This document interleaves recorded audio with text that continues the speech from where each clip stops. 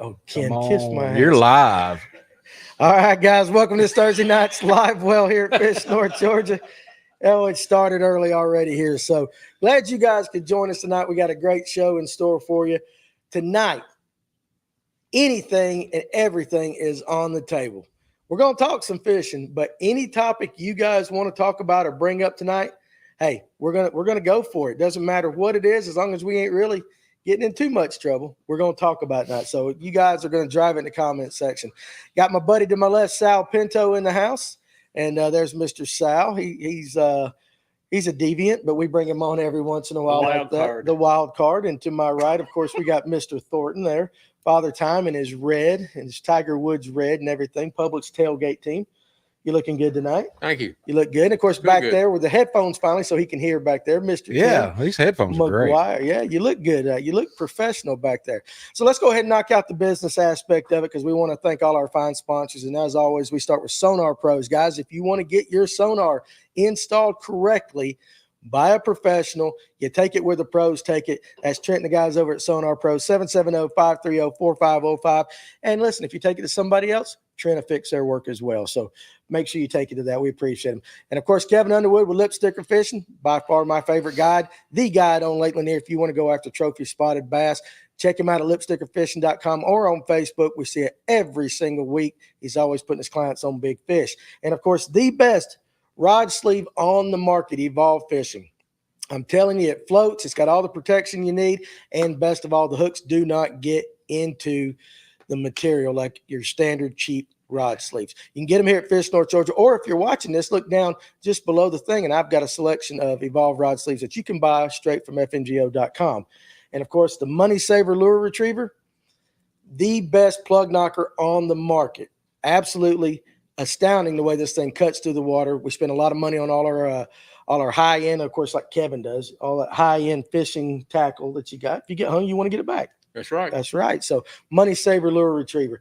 And my buddies over at Festive Waters. If you're in the kayak or paddle sports game off 369 headed towards Lake Lanier, the guys over there can set you up for whitewater. It doesn't matter. They can rig boats, anything and everything with the kayak paddle sports game. Check them out at www.festivewaters.com. Tell them Fish North Georgia sent you. And, of course, over my shoulder, you see the sign for Turner Tire. If you're in the Jasper area and you need tires for your vehicle, Brock and the family will set you up just right. Great local-owned business, 706-253-3339. Tell them, of course, we sent you as well. And my favorite, Etowah Mead Beer and Wine in Dahlonega, Georgia. Guys, if you're in the Dahlonega area, I highly encourage you to get up there and check out. They got a really cool bar area, some of the best stuff you'll ever drink. Check out the Happy Camper. I'm telling you, you won't be disappointed, especially if you're into the darker style of beers.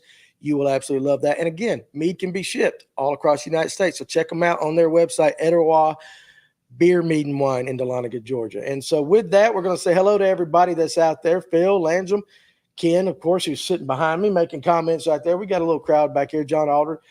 Yes, but do they do rafts, Danny? No, they don't do rafts. So again, we're going to start off talking fishing. But if you're joining us as it goes, anything and everything is on the table tonight. So I want to start this off by congratulating Father Time to my right. Let's put the camera on him.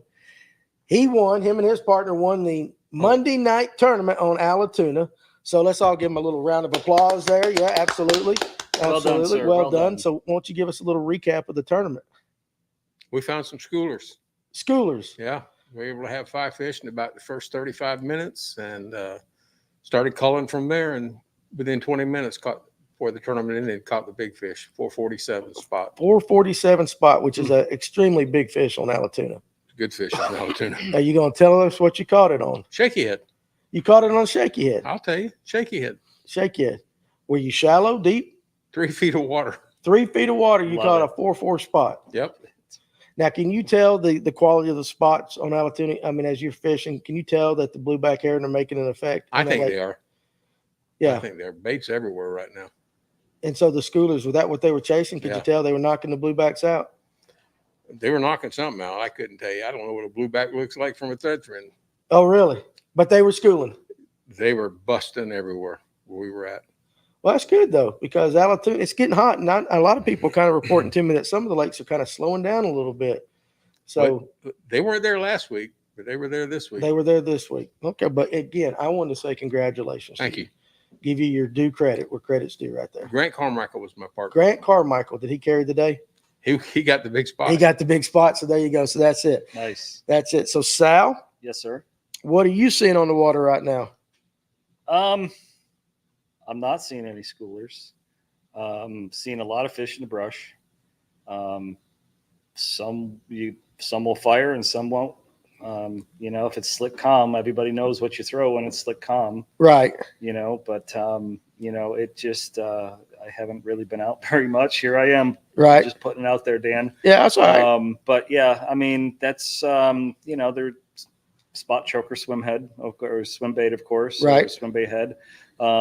Whether it's with the blade or without the blade, they'll let you know. Yeah. Let me ask you that, since you said that. How do you make that determination? What do you throw first? Do you throw it with the blade or without? I tend to throw like work top and then just more aggressive baits, moving baits, jerk baits, and then I'll go to something a little bit more subtle. And then so I'll throw the blade first and then the one without the blade, just depending. If they follow you to the boat, you might as well just go to the next brush pile. Right. But right now they seem to be pretty active. Pretty active. All right, Robbie Woody, what's going on with you, buddy? Appreciate you joining us tonight. So I was out on Lanier last week and noticed that with my cousin where we were fishing, we were seeing fish everywhere. Man, they would nose down on your bait, but they were not aggressive at all as far as taking it. Very frustrating. Watch them they would nose down, and he, of course, I'm throwing a wacky, that's what, but he would bring us a bill or a topwater over the top of them, no reaction, go down. We'd pop a jig down in there, a little bit of everything. And we're watching it on the Garmin as it goes down, they're nosing down on it. And then they were not aggressive that night. Now, I don't know if it was the time because it was the afternoon on Lanier. Yeah. Well, that's actually when I caught my topwater fish. It was in the afternoon.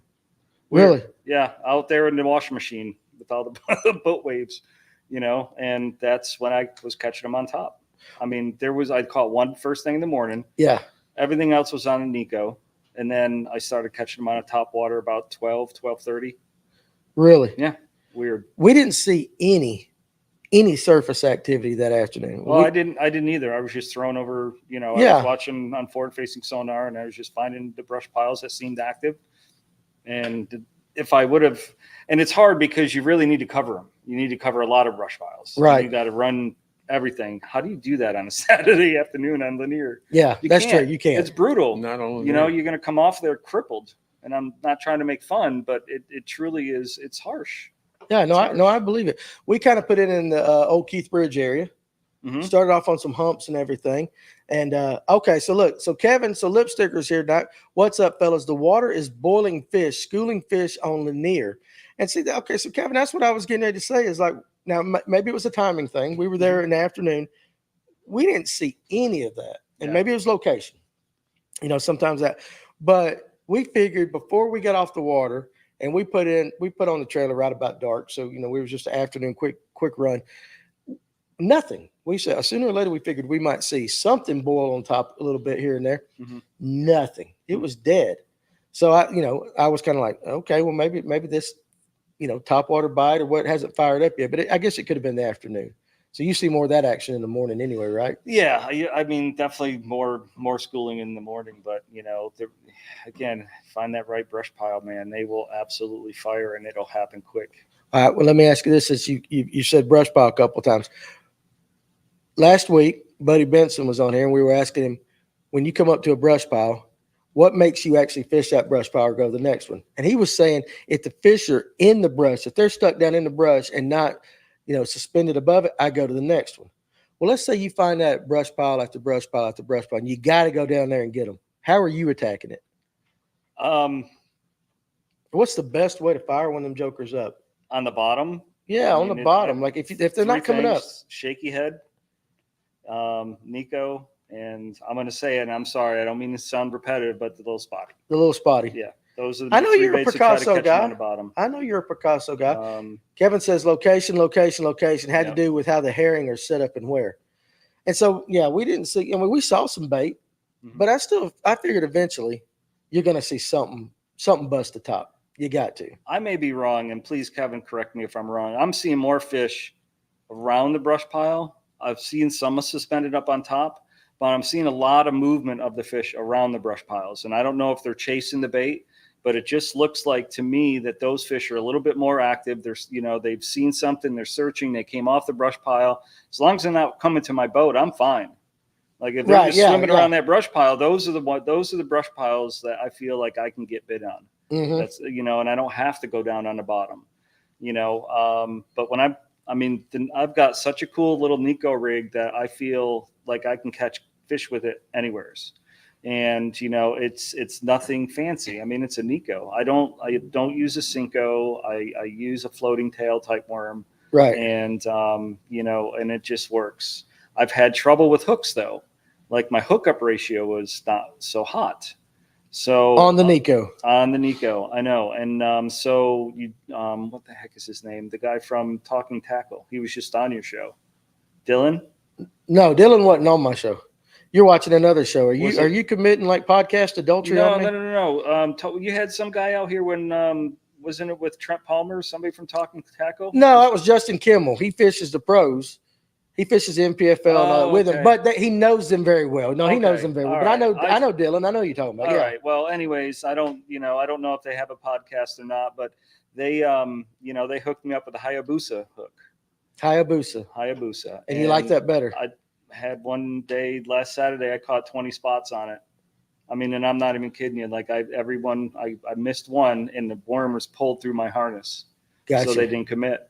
But Ryan Hanks actually is the one that referred me to him. Yeah. He started talking. I asked him about hooks and things like that. And somehow we got on the Nico hook, whether I'm having a hard time hooking up on him. And so he referred me to them, and he said he loves it. And I've used the Orner Sniper. Is it a Sniper? What's that Owner hook? Do you know? Is it Sniper? Okay, yeah. Sniper. I tried that, and he was like, "If we don't have these, but you may want to try those." And I've tried them, and I don't feel like they were as good. You don't like those? Not as good as what I just used. Are you using the O-ring as your harness, or are you using I'm using the VMC crossover. Okay.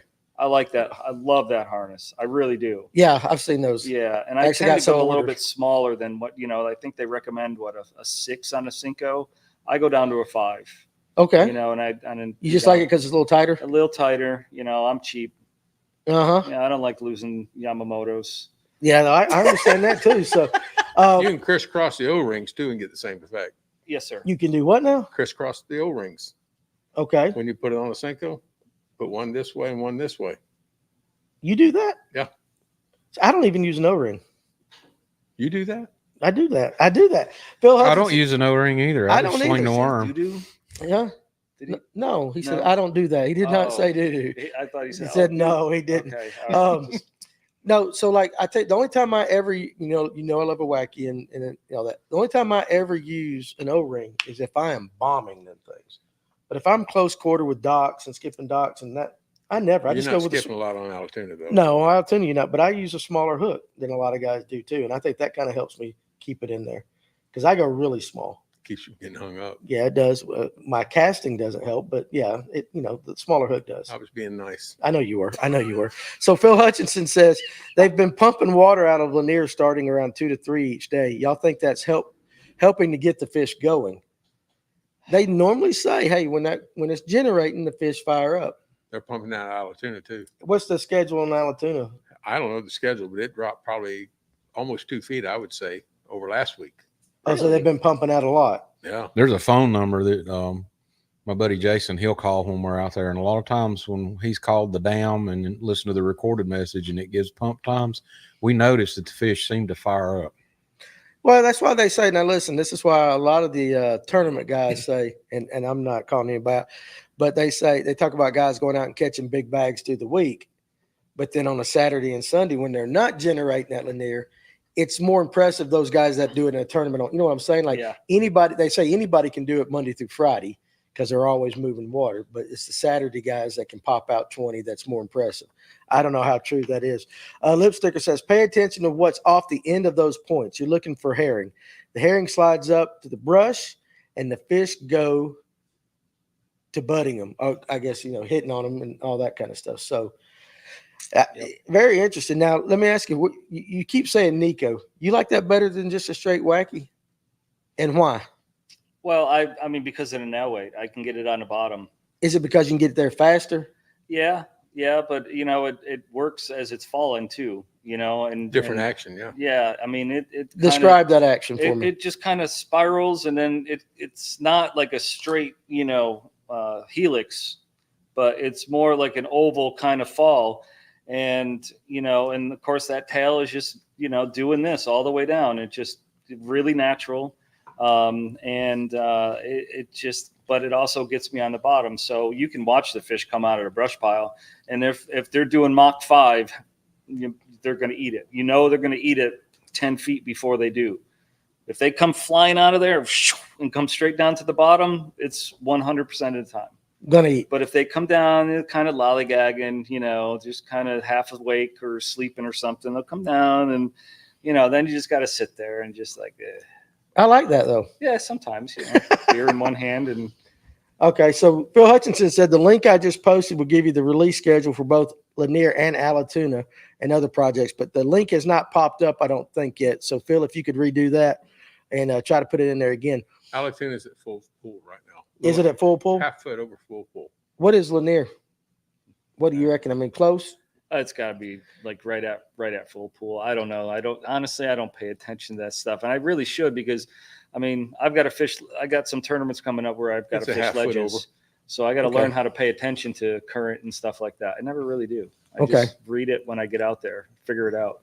Okay. I got you. Listen, that's the way to do it. Yeah. It is what it is. Well, it works. It works. It does. So guys, again, any questions you guys have for us tonight, Sal, it can be fishing related, non-fishing related. It doesn't matter. You guys throw them in the comment sections and we will go with that. But Tim, put the camera on your beautiful face. You been fishing any this week? Monday on Allatoona. How'd that go? Not bad. We didn't get a lot of numbers, but we got weight. Most of the fish were in the 2 to 3 pound range, and Papa G scored a 4 pound Allatoona spot. Allatoona spot. So what did he catch it on? What did he catch it on? Shaky head. Shaky head. Green Shaky head. Now, how deep were you fishing? Now they caught theirs out of 3 foot of water Monday night. How about you? Same deal. All of them were probably 5 foot or less that had any kid size to them. They're all up evidently in the dirt cruising. Really? I don't know why, but that's now, were you there in the morning? We went in the morning, but most of the big fish come about midday, probably around lunch or so. Really?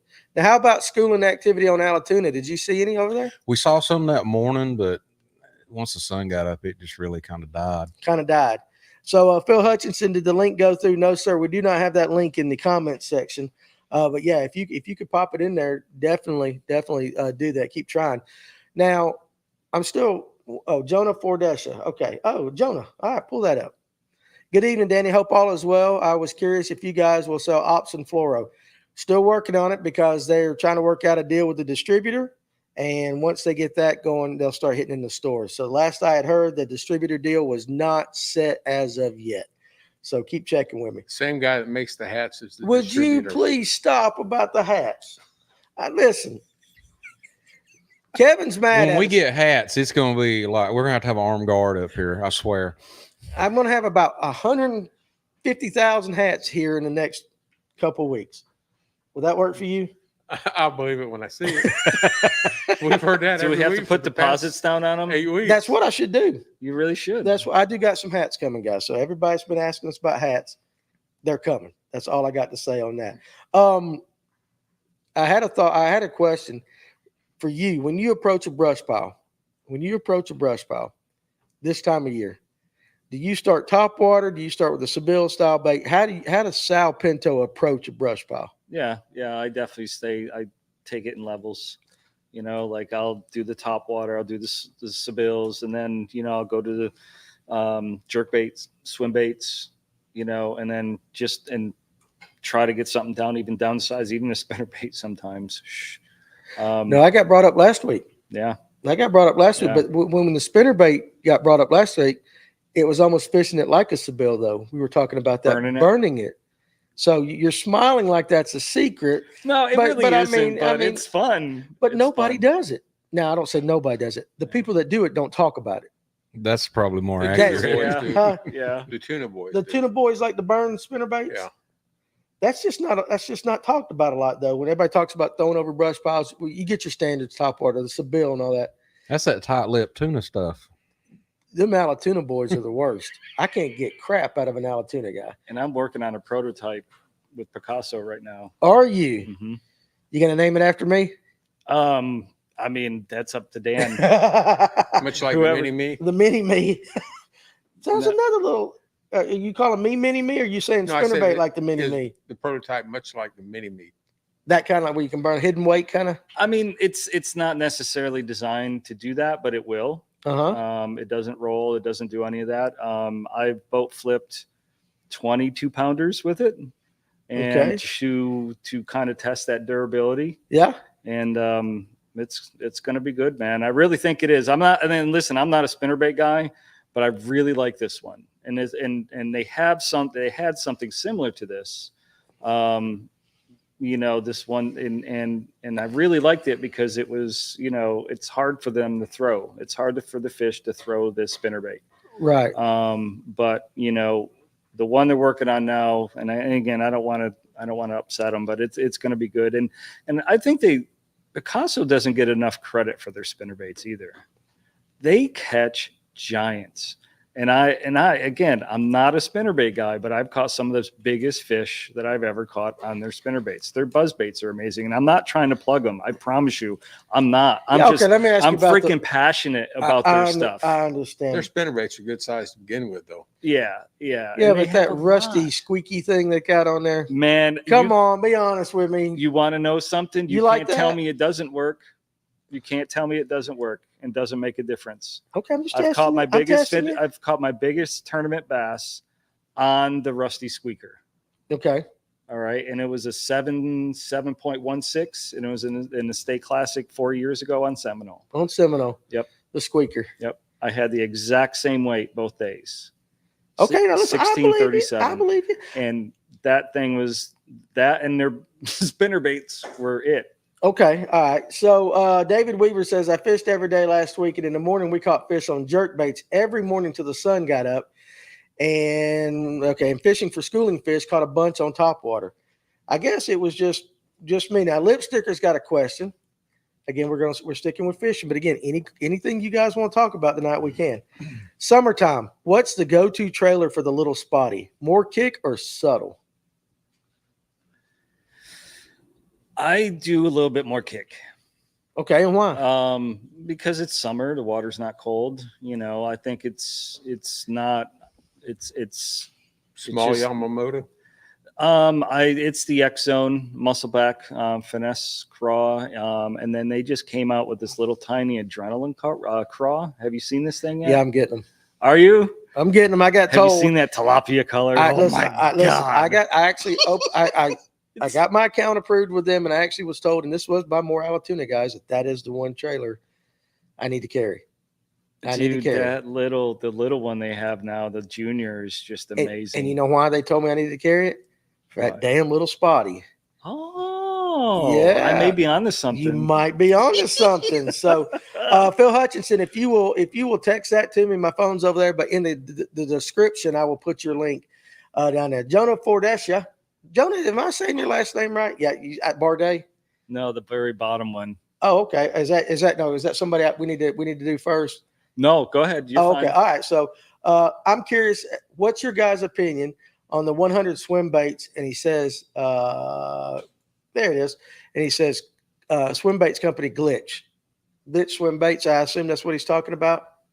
Have we heard about Glitch? Anybody know about Glitch?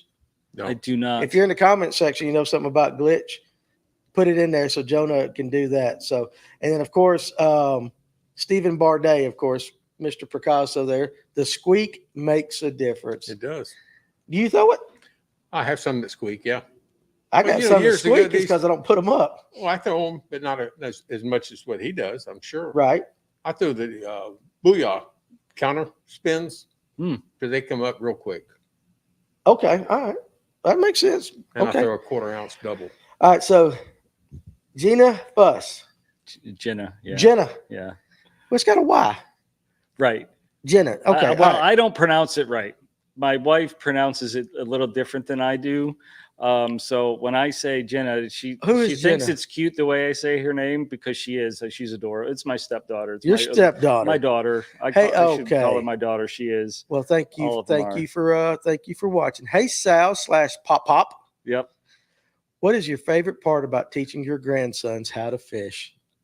Man, these boys got my heart, dude. I bet. I know. Yeah, I get it. I mean, I'm gonna get emotional because I love these little It's guys. okay. They have made a difference.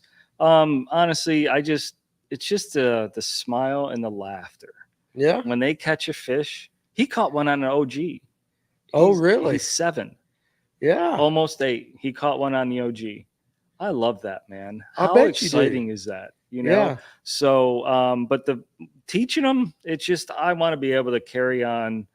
You know, make sure fishing stays in the family. Yeah. I think that's the most important thing about it because it's done so much for my life. I want to be able to give that back. Yeah. And why not to your family and the ones that don't judge you? They look at you as nothing other than pop, man. Yeah. You just take, you've heard me talk about I have them. heard you talk about I got it. a baby granddaughter now.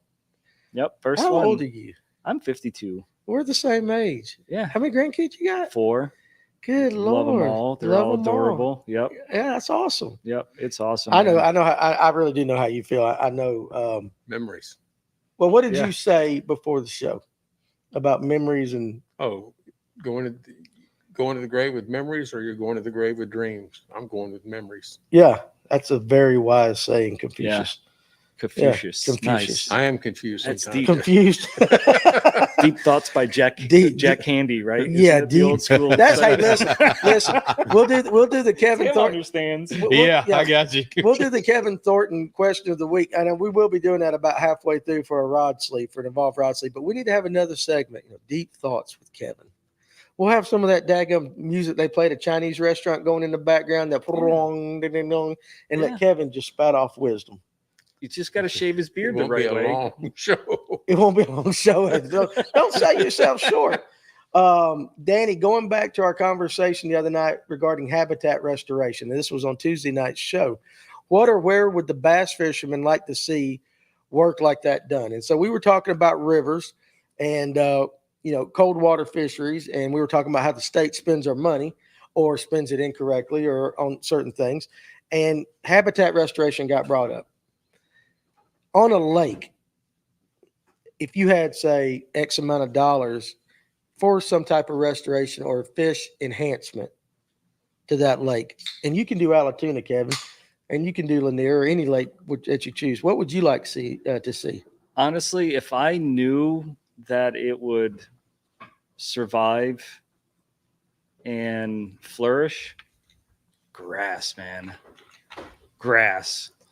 And I'm not talking about the smoky smoke grass. I'm talking about the grass that lives in the water, and it just just opens up the bass fishing to so much. Right. You have a little grass in the lake. You talking some G-ville or some chick grass, right? Oh, Something- milfoil, Oh, yeah. hydrilla, those two. They can keep the eel grass, even though, it is what it is. But, I hear some chuckling in the background. Man. I hear some chuckling back there. dude, I went. He's right over Kevin's shoulder back there, chuckling. back See? in the I'd like to see shadows. The shadow guys back in the I'd back. like to see some reeds and Kissimmee grass too. Oh, yeah. Okay. Whatever. Who cares what, I mean, like, I Just something habitat. something those that grows. I mean, the only thing that grows in this lake is the slimy stuff, and then you do get some of that other grass that kind of grows on the bottom that you get hung up with in a shaky head. Yeah.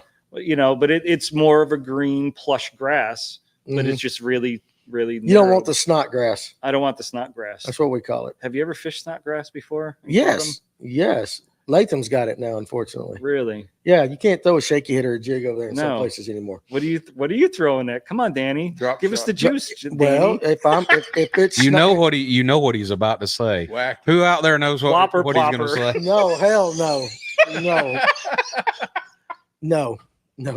No way am I throwing a whopper plopper. But I would throw a weightless wacky. But if I really wanted to get down fast, I would throw a drop shot. Yeah.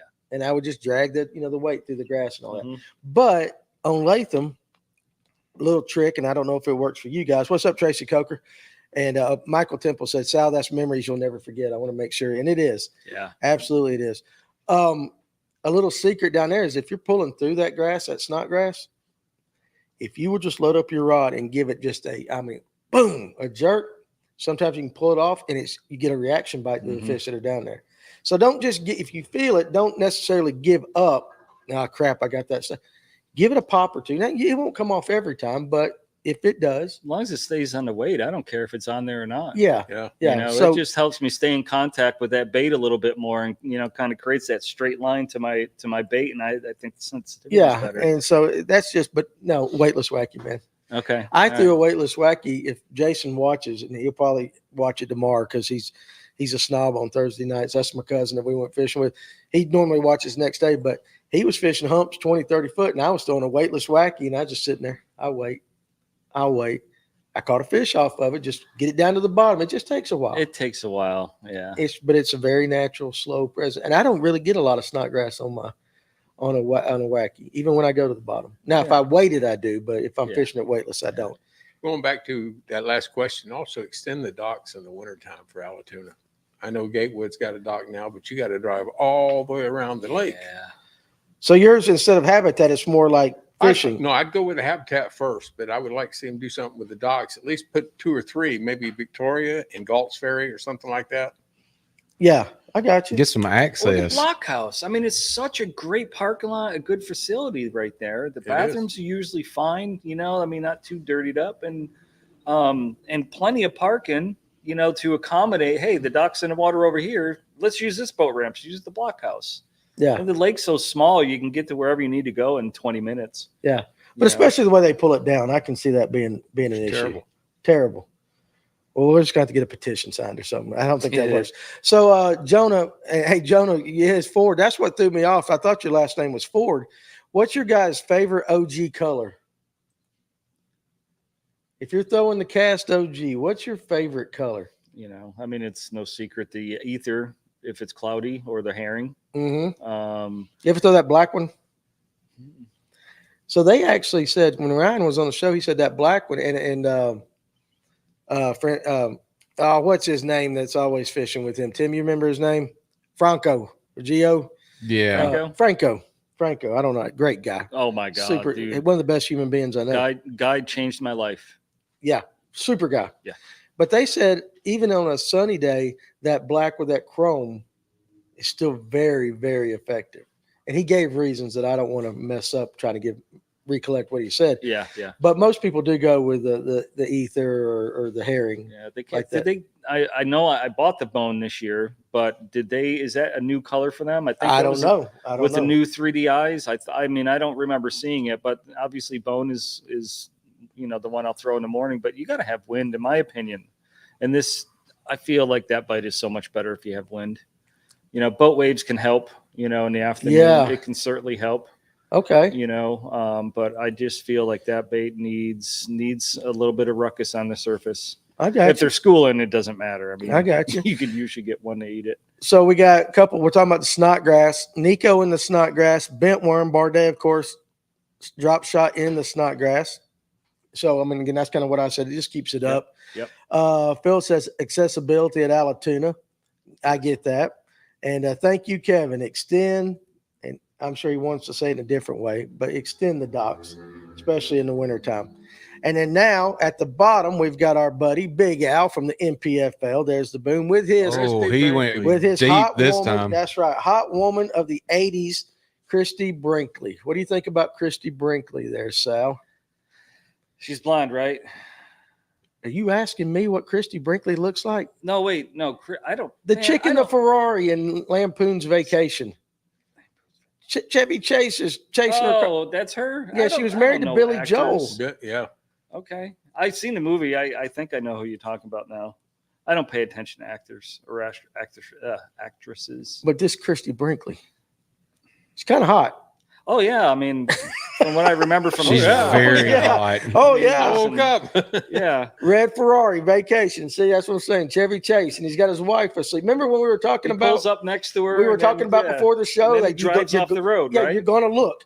Yeah. You're going to look. But she always pulled up right beside him, and he's in the family truckster. Yeah. He's in that big old thing. And he's just trying to look cool in the station wagon, and the hot chick in the Ferrari's right beside him. So Christy Brinkley is a good choice. Now, if I'm being honest, she's a little need a little more there, but other than that, what do you think, Kevin?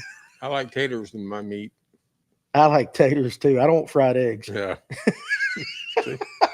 I'm back. My phone died. But anyway, and there it there is. it goes. Down the rabbit hole we go again. Thanks, Big Al. I'm not a fan of fried eggs. No, I don't like you guys eggs, know what I'm period. talking about, huh? I don't like eggs, period. Well, I do like eggs, but I mean, I'm talking about fried eggs. So big taters are best. Yep. So there you go. Big taters are. Let's just go ahead and jump on the cantaloupes and watermelons, though. That's what I like. Have you had the watermelons in this area lately? Well, I'm married. No, I'm not talking about those watermelons. I'm talking like the watermelons that is growing in Georgia right now. Amazing. How do you know it's grown in Georgia?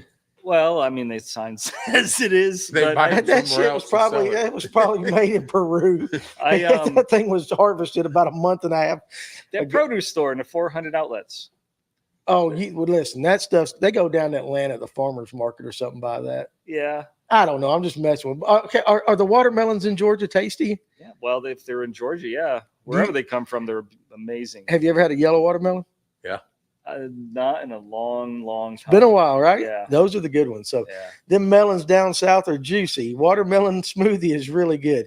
So Alex Purrs, what's up, fellas? Listening from Lanier tonight. Wish me luck. Hey, good luck to you there, Good Alex. luck. Be safe. Hams beat taters, Timothy Guy Logan says right there. So basically, we've just turned this into a chesty conversation right there. Goat's milk. What? Goat's milk. They need to get their wives to drink goat's milk. Makes them butt better. What the hell did I just listen to? We just got vapor lock. Hang on. What the what? Goat's milk? Sal vapor lock. This is 2 for 1, folks. Y'all stay tuned. Kevin's Awesome. about to have a heart attack over here. Where the hell did that come from? We were talking about female anatomies and so forth. If they drink goat's milk, makes them butt better.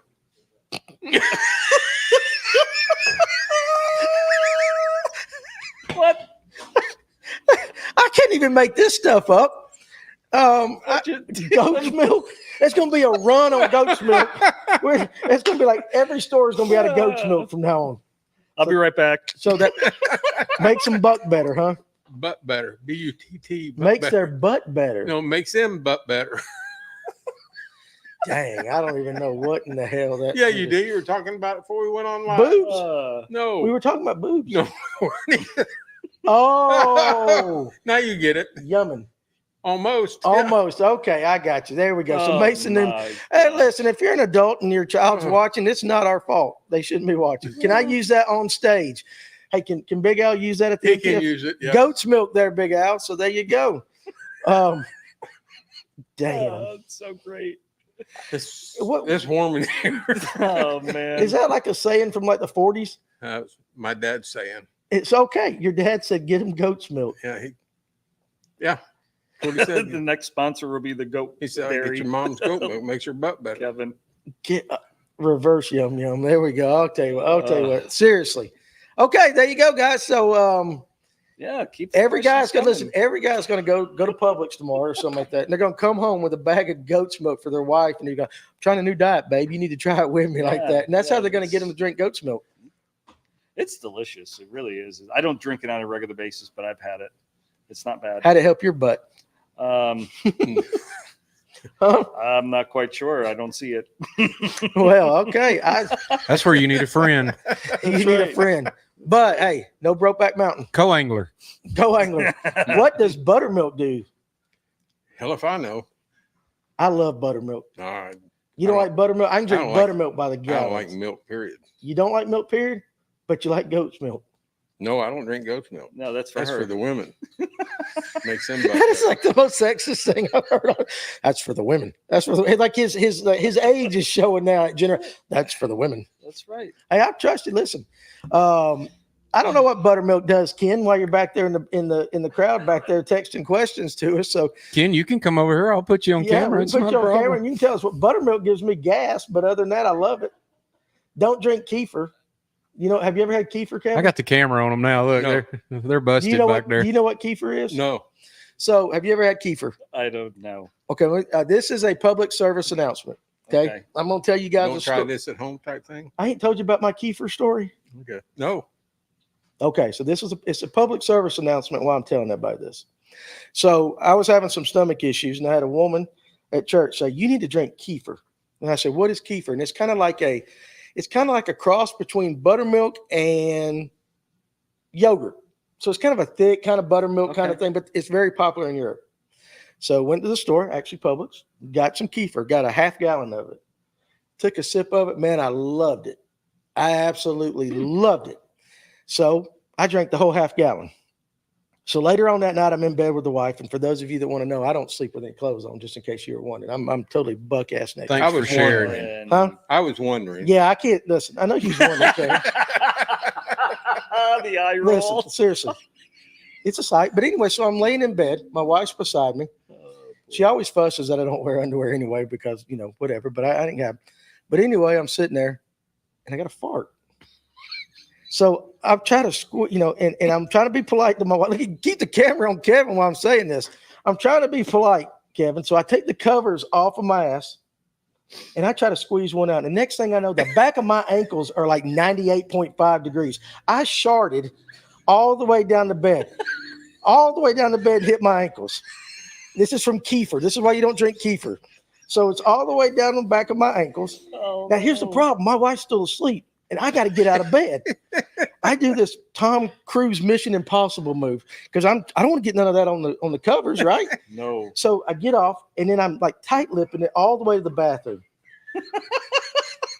My ass is so disgusting that when I sat on the toilet, I slid off of it. I did. So now I'm in there. And I'm cleaning up the whole bathroom. There's just kefir mess all over the walls. It's everywhere. Takes me about 30 minutes, and then I got to get in there. I got to go back into bed and see if I got any on it. Yeah. Unfortunately, you don't want to lay back in that stuff. Okay, right. So unfortunately, there was a little bit. I had to clean it up. Well, now I got to get them covers out from under my wife while she's sleeping. The whole process took about an hour and a half. Last 6 inches, She wakes up. she wakes up. What happened? Well, I shit the bed. That is one honest relationship, folks. And it is. You can't and it make is. this stuff up, huh? You can't. I went through like 3 rolls of toilet paper cleaning the bathroom up, though. It was a disgust. Don't drink a whole. Moral of the story is don't drink a whole half gallon of kefir at a time. So I went back to church, and I told that woman, I said, yeah, I tried that kefir, and I told her the whole story. She goes, he's only supposed to drink about a quarter of a cup at a time. I drank the whole half gallon. But yeah, have you ever done that? Hell no. You ain't never had any of those accidents in the bed or nothing? Nope. You lie like a dog. No, I You're don't. 70-something years old. You ain't never Call done my none of wife, that? She'll tell you.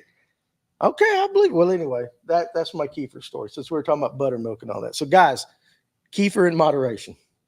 Yes. Colonoscopy time. Yes. It's the same stuff. It cleaned me out. So, let's see. At what point did you just get in the shower? I got in the shower. So this helps you fish better, right? Yes. You got my wife crying, and his face matches his hat color. Yeah. So, did you wash the sheets or throw them away? Well, we're just, I don't know what my wife did with them. So what in the ball headed did I just tune into? Kefir. We said it was a free-for-all tonight, whatever we were going down. We've gone down a hell of a rabbit hole, food poisoning.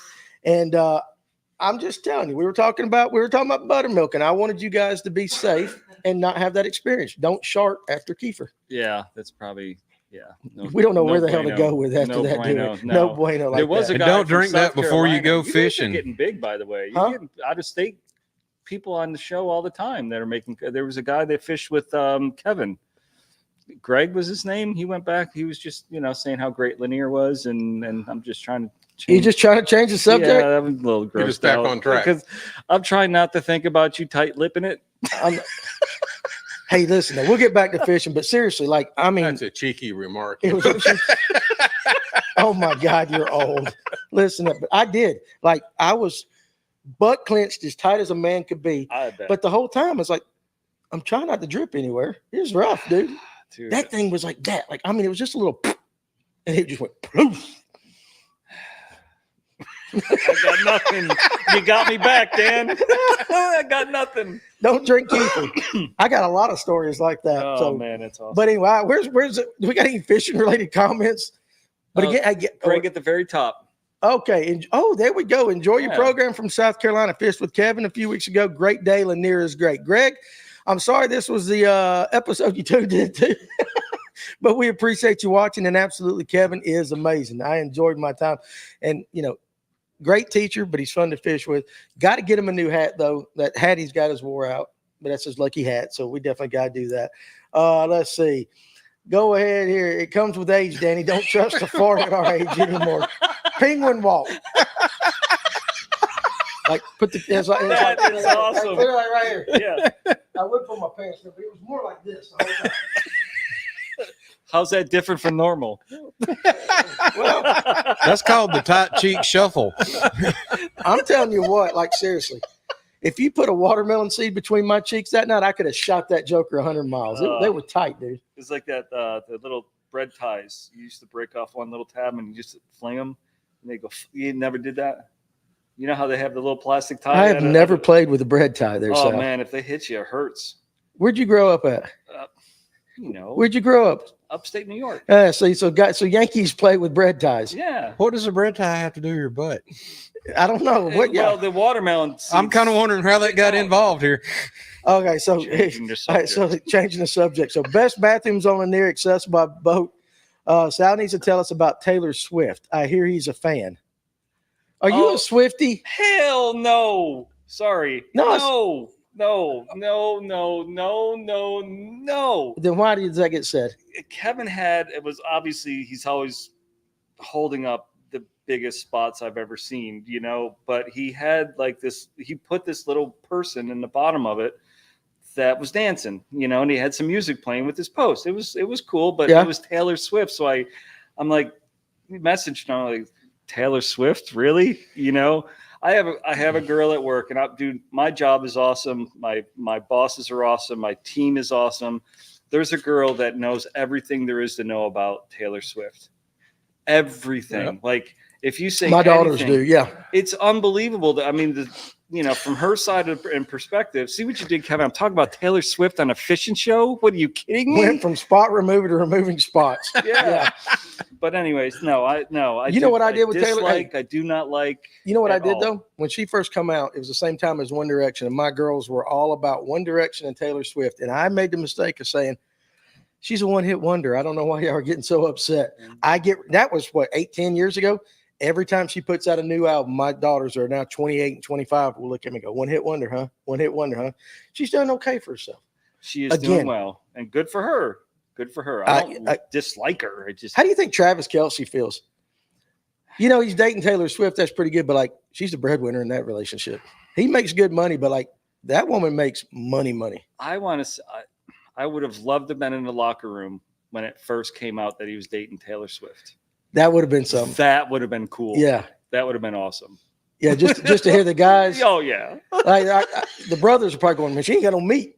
Yeah, exactly. Oh, let's see. All right, what you guys like? So Big Al, 3 things a man should live by. Never trust a fart. Exactly. Never ignore a B.R. What is that?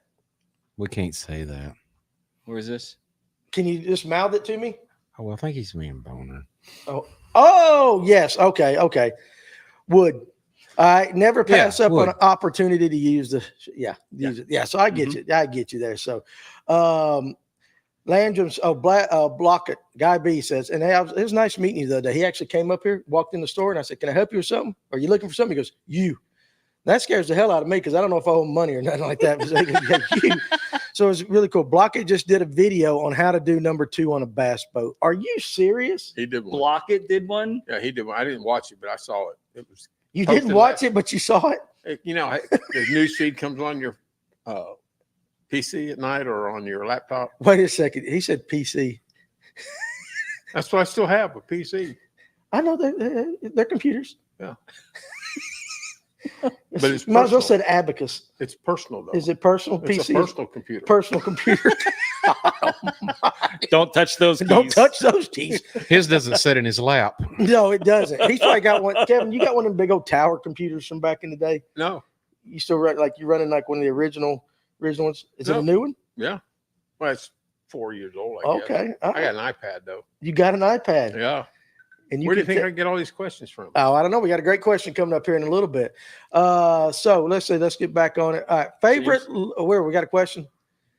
Utica, James. But listen, why would you do a YouTube video on how to take a dump off a boat? Jordan Lee did one. So there's Yamaha poops and Mercury poops. And you didn't see these? Like No, two of the elites. I don't know. I can't remember who you saw it, right? Who was the other guy with Jordan Lee? But did they do a YouTube video, like an instructional video? Absolutely. With power poles and a Mercury where you hang on to, how you get, what position you get, what you step on, how you let it fly, everything. Yeah, they did. But one was like a rebuttal to the other, though. It was a joke between two elites. Okay. But I was like, But Randy Blanket, I mean, that would. Do you really need an instructional video? I mean, he must be hurting for. I couldn't do one. You couldn't poop off. This a boat? is what I our can do world that. has I just came couldn't do a to. video. Couldn't do a video. Because I'm naked. Everything comes off Tim. when I have to take a dump. Shirt, pants, underwear, it's all laying up in front of me. Because it splashes back up at times.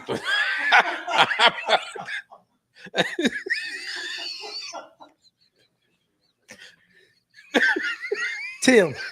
So the pontoon boat goes by, and the people are like, "Hey, there's some old naked old dude hanging off the boat." Wait a second. Do you do that at home? Like at home, do you undress to go to? No, but it's not splashing out of the door. Back up at me. I gotta ask what you're dropping, dude. And splash it back up that high. When you hold it as long as you can. It comes out with a little more force. Yeah. No, it can be 32 degrees out, and I'm butt ass naked. And I did that in front of Marina with shirt too. Oh, yeah, shirt too. That's yeah, amazing. shirt too. David Fritz, we were fishing top 150 on Neely Henry. You've been naked in the boat with David Fritz. Butt ass naked. Yeah. I said, David, I gotta go. He said, let me move out. And I said, oh man, I'm fine right here. He says, there's a marina there. And I said, I'm fine right here. He wasn't. Did he watch? No, he didn't watch. We didn't have time to. Kevin. We were fighting. Well, I don't understand why you take your clothes off, though. Because it splashes back up. He doesn't want poo on his clothes, Dan. But it's just water. And any water is coming back. Suddenly, my shark guy doesn't seem too bad. Oh, no, don't. You're not getting off that easy. Michael Temple says, I'm going to take my shirt off type of guy, too.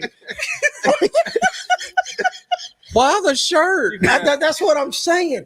What are you dropping to make it go that high? That's a hellacious high fiber diet. That's all I know. That's an old man. That's an old man thing. Dude, it's only going to bring more attention to you by taking your shirt off. Could you see the game warden rolling up on that? Oh, that would be perfect. It's just old dude dropping a stink pickle. It's all right.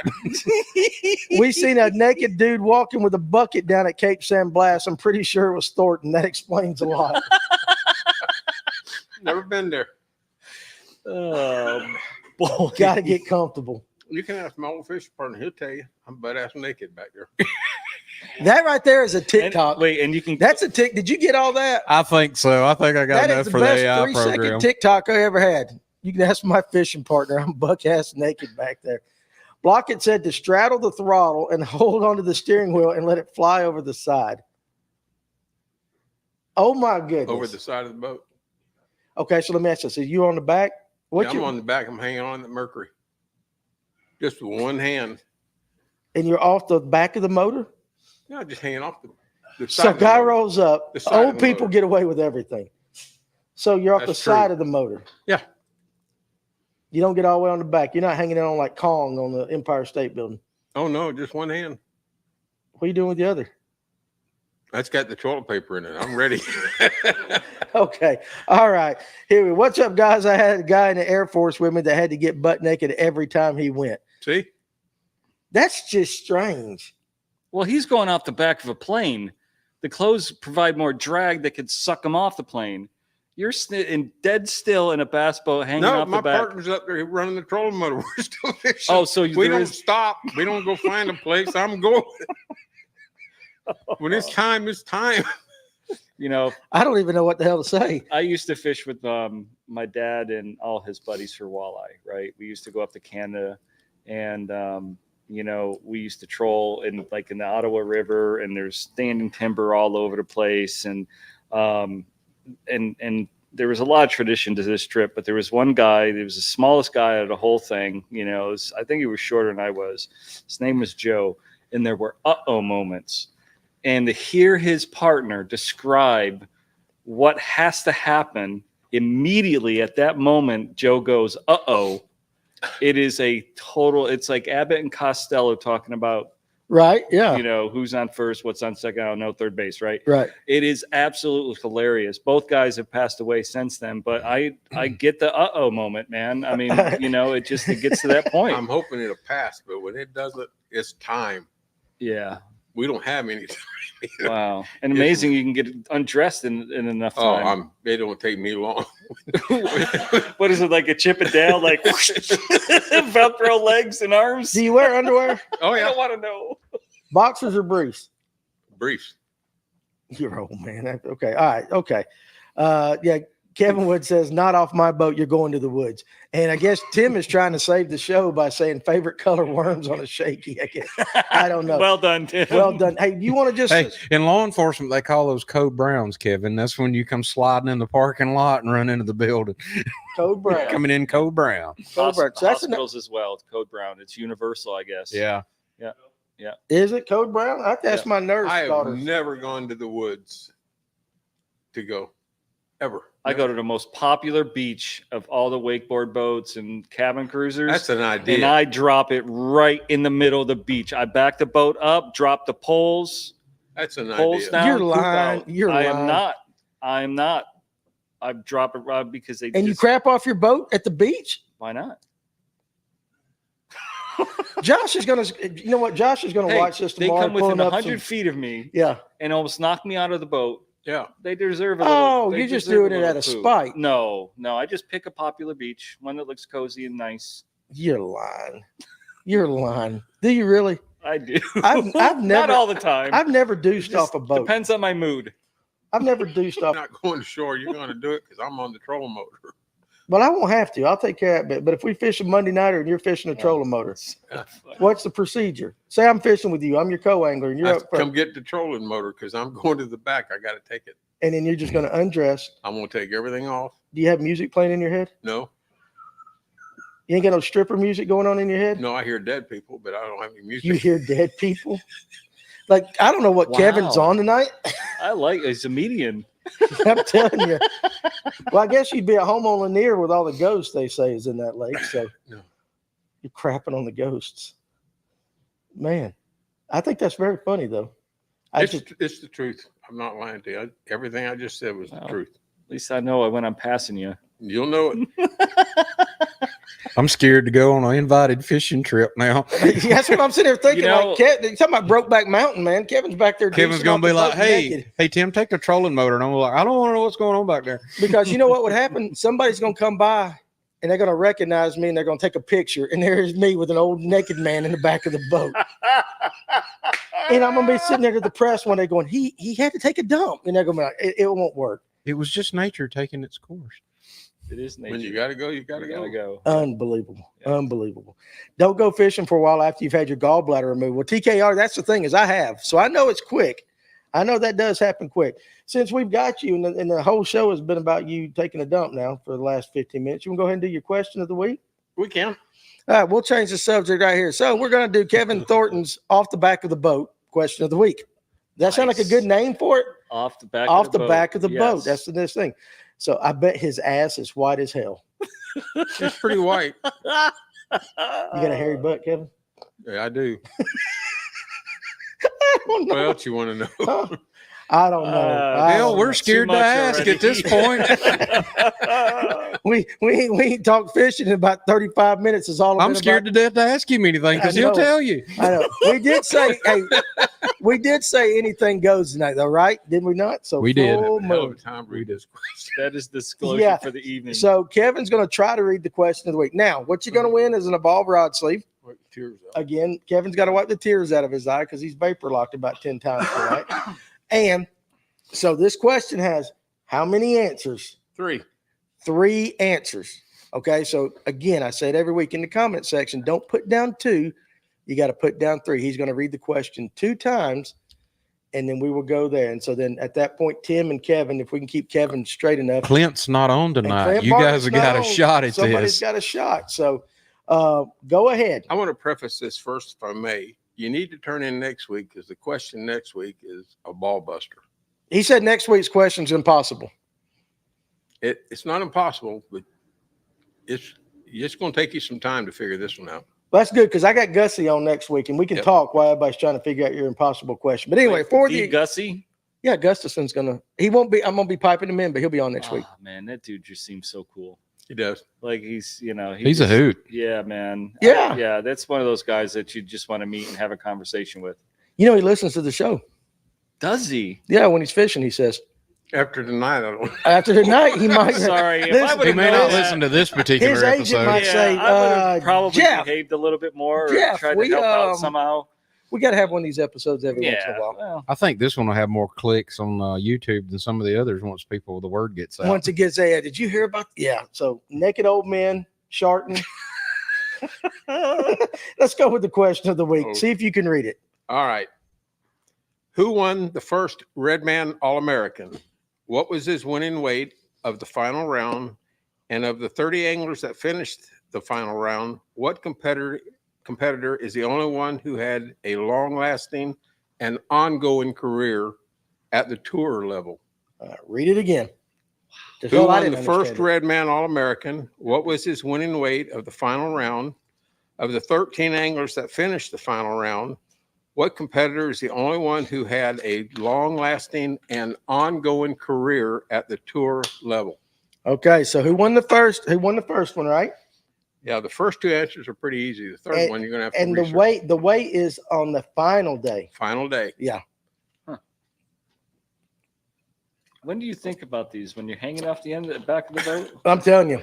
So that's a tough one, though. So Yeah. you guys in the Dead comment people section, tell me. dead people tell you. So again, angler winning weight of the final day of that tournament, and which of those final round did those guys go on to be a pro for a while? Still fishing today, you said. Yes. Ain't nobody gonna get that question What's the anytime soon. First tournament that So- Big Wipes came out on. What was the first tournament that Dude Wipes came onto the scene? I don't know. Was it Gerald Swindle that brought him Gerald out? Swindle brought him out. Yeah. Yeah. Okay, so we I got love him. Captain way. J. Morgan. Those are not the right answers, but at least you did. James, what's up, fellas? Sorry I'm late. I'm surprised you're up. But anyway, so you're there. You missed all the good stuff, Collins. You're going to have to go back and watch it because we've talked about Kevin being naked on a boat for about 30 minutes. So, again, read the question one more time. What's the last question? Who won the first Redman All-American? What was his winning weight of the final round? And of the 30 anglers that fished the final round, what competitor is the only one who has had a long-lasting and ongoing career at the tour level? Okay, so first red man, right? Yes. Who won it? I'm not telling No. you. I'm repeating. Yeah, who won it? What was his weight on the final day? How And about that? Carson Fowler. he got it. All right, so Carson Fowler, you are the winner. So the Wow. answer is Dean Starkey won the first red man. His final day weight was 1706. And Schultz, Bernie Schultz. who is Bernie still Schultz. fishing today. Yeah. So Carlton Hudson, you were close, but Carson Fowler beat you just a little bit right there. So, hey, glad you're there. Carson, if you will hit me up, if I don't have your address, hit me up on Facebook Messenger or text me your address at 678-283-6700, and I will put one of those Evolve rod sleeves in the mail for you tomorrow. So now, again, let's go ahead and warn you for next week. We got Gussie coming on, but Kevin has said that it's probably the hardest question you've ever asked. It is. And you've had some humdingers so far. You actually said that they will probably take the entire rest of the show trying to find it. I think so. He's on a mission. He's on a mission. So, again, guys, as let's see, Rick. Okay, so you guys are still going, but Carson Fowler won right there. So, again, I've said it a couple times. We're gonna talk some fishing, but any topic, any question you guys actually want to discuss, it's on the table tonight. So, doesn't have to be fishing related. Anything you want us guys to talk about, this is your night, because we got to get back into serious fishing next week when we got Gussie on. Yeah, because we're talking some crap tonight for sure. Yeah, because we ain't gonna be talking like this next week. We're not? No. Okay. Sally Boy's speaking the truth. So there you go. You know Jay Ryan? Jay Ryan? Oh gosh. You know Jay Ryan? So man, I'll tell you what. I tried to get him to come with me tonight. And his words were, I know nothing about fishing. But he's watching the fishing podcast. Dude, that's right. He is my best friend. Well, good. Like, down here in Georgia, and he's also my coworker and teammate at the hospital. So it's nice to have that relationship at work. You know, he wanted to go fishing. The very first time I took him out on Lanier, he did, and we caught a largemouth out of a brush pile on 25 feet. Okay. And then I think we caught a nice spot, and then we caught a striper, and it was his first time fishing with me on Lanier, and he's just taking it from there. He doesn't give himself enough credit. Okay. He's got all this stuff set up with Sonar Pros. He's got a center console. He's just one of those dudes. And the thing is like he grew up an hour and a half away from me up in upstate New York. So he's a Yankee too. Yeah, but it's good just, guy. Oh my gosh. Well, that's good. All right. So kind of like Kevin without all the nakedness. Well, so that's what I was gonna say. So we got to go sometime. We got go. We got sharks. We got an old monkey over there hanging off the back of the boat. Now we got a bromance going on over here. So we got it all tonight. So he's got a serious question though. Somebody's got to ask the serious question, but that's good. Favorite calm water, bluebird sky, summertime lure for Lanier. Thank you, Guy Logan. Why? You ain't having fun back there tonight? I'm having a hoot. Yeah, I'm trying to keep up with y'all. Y'all so fast tonight. My fingers are cramping. And while you're thinking about that, David Weaver goes, "What's wrong with damn Yankees? There's nothing wrong with you as long as you eat grits." He was a pretty good band in the 80s. If you eat grits, that's close enough for me. Nothing wrong with Yankees. I love you people. Anybody north of Dahlonega is a Yankee to me, though. That's just the way it is. Yeah. Favorite calm water, bluebird sky, summertime lure for Lanier. Other than, I'm gonna say a wacky rig, but what are you gonna say? I mean, I don't have one specific one. Well, give me a couple. And you be thinking about this too for Allatoona. It's just such a hard condition. It really is. I mean, it is tough fishing conditions. It really is. And Lanier is just one of those lakes that just will flat out humble you. Yeah. But honestly, I'm going to go to the Nico, because if I need to get ultra finesse, is that the time to go finesse on Lanier? I feel like it is. You gotta soak a worm. Soak a worm. Okay, that makes sense. What about you on Allatoona? I'm going to have to go with a shaky and a Carolina rig. Carolina rig, old ball and chain. Nice. Okay, nice. I gotta learn to throw that Carolina rig more. I don't throw it near enough.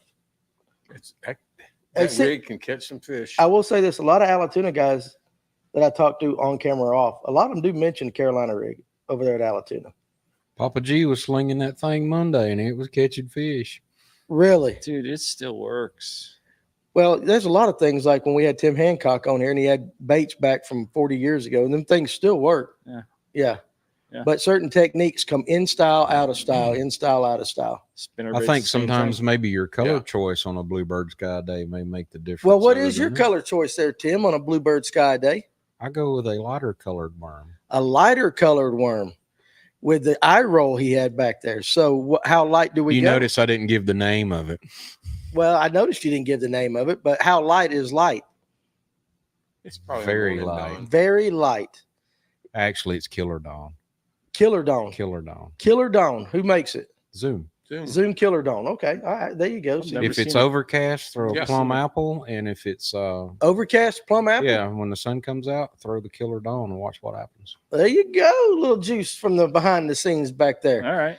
But right. you know, I believe you told me when I went up to Chickamauga, you said throw Morning Dawn up there. With the chartreuse little tail on it. And the fish that I caught in the tournament was caught on a Morning Dawn worm. We took fourth in that tournament. Nice. That's right. Well done, sir. Listen, I'm a sponge, man. I listen to you guys. I threw the old There was monster 5 and boats, plum apple up there Sal. on Chick and got There's only nicked. 5 boats in the tournament. I don't give a crap. It Whatever. Win's a win is a win. Listen, I would if I was fishing against my mama in a tournament, I would try to win. Yeah. I'm just that way. Yep. Now, I'd probably donate to her as well, but still. Best lures to throw at Alatoona right now. We'll jump you on that. I think you just heard some of it. Yeah, shaky head. But like, what's going on Alatoona right now? Let's say, how about this? Let's say you get 2 baits. Pick the best 2 baits or presentations right now for Alatoona. Shaky head and fluke. Shaky head and the fluke, weightless fluke. Yeah. Not on a ball head down in the brush. Nope. Weightless fluke. Yes. Okay, I believe you. Paddle tail fluke, shaky head. Surprised it wasn't sand, Tim. I actually sent some sand-colored worms to upstate New York today.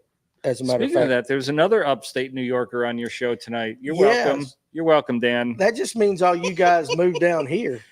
The ball and chain catches them. I can't stand to throw it though. Probably why Kevin Thornton took my money on Monday night, bar day. Did you throw it any at all Monday night? I did not. You did not You throw weren't it. slinging that sea rig? No, I did not. Speaking of old baits, what bait in your box? Oh, this is a dang good question. Pull this question up by Timothy Guy Logan. Speaking of old baits, what bait in your box has been with you your entire fishing life? Wow, I've lost so many baits. Well, Kevin's got to think back because that's I a got it. long time. You know it? I know it. What is it? It's going to be the fluke because years ago it was called the sluggo, Right? Uh-huh. and that's what I started fishing with. So I've always So when you started fishing, how old were you when you started fishing? I fished with my dad and the ponds and stuff, but But when like I started getting- yeah. fishing tournament. God, I was Right 30, after he got 30? off the ark. 29, somewhere in there. So we're talking 40-something years on the water. And you're throwing, you like that bait. You've had that for the longest time. The one bait for sure. Other than the worm, everybody's had. Yeah, a everybody's worm. got a worm. But if you could think, what about you, Sal? Well, I've only been bass fishing for 8 years. So Only I 8 years? Only 8 years. So You've I've done been, well in 8 years. Yeah. No, you damn sure Yeah. is. But I grew up fishing since I've been 3. And, I remember going out and fishing for walleyes. So if I'm going to go from then and to now, hair jig. The hair jig. Mhm. Tim, how about you? Let me ask you that question before I say mine. Probably Zara spook. Is remember- there a spook? I crossed my remember mind? learning how to walk the dog when I was like real small, and That- I've that- always kept one with me in the Yeah. boat, and still Nice. sling one today. That crossed my mind. Now, there's one that's been with me my entire life, but I do not throw it as much now, and I don't know why I don't. But the old floating Rapala. Yeah. That's what that was my jerk bait. Yeah. The old, I Yeah. threw the silver blacktop more than I did the gold side. But that's in the farm pond from the time I was 5th grade. That was, of course, we threw minnows a lot back then, but I've always thrown an old Rapala. Now, I would say in the last 6 or 7 years, I've not thrown it near as much, but I still own about 4 or 5 of them. So yeah, the old Rapala. Now, I was going to say, Such you a guys great in the bait. comments section, That's such a good debate. I've got 30 years with a Rattling Rogue, bought it in my teens and had no idea how to use it. Still have it to this day. Tony call him the how-to hero. Yeah, that's a big one. And Hancock mentioned that one. Jitterbug, which you like throwing, a chug bug. That's awesome. And then we had James F. moved from the Capital District in New York to this area in Georgia, east of Lanier, lived near Oneida there in the 70s. Good Lord, we got a bunch of New Yorkers on here tonight. Dude, Oneida is like we had a small little camp on that lake. Like, Yeah. no shower. It had a shower, but it was sulfur water, for Yeah. the water. It didn't have heat, had electricity, but it was like a populated portion of the lake.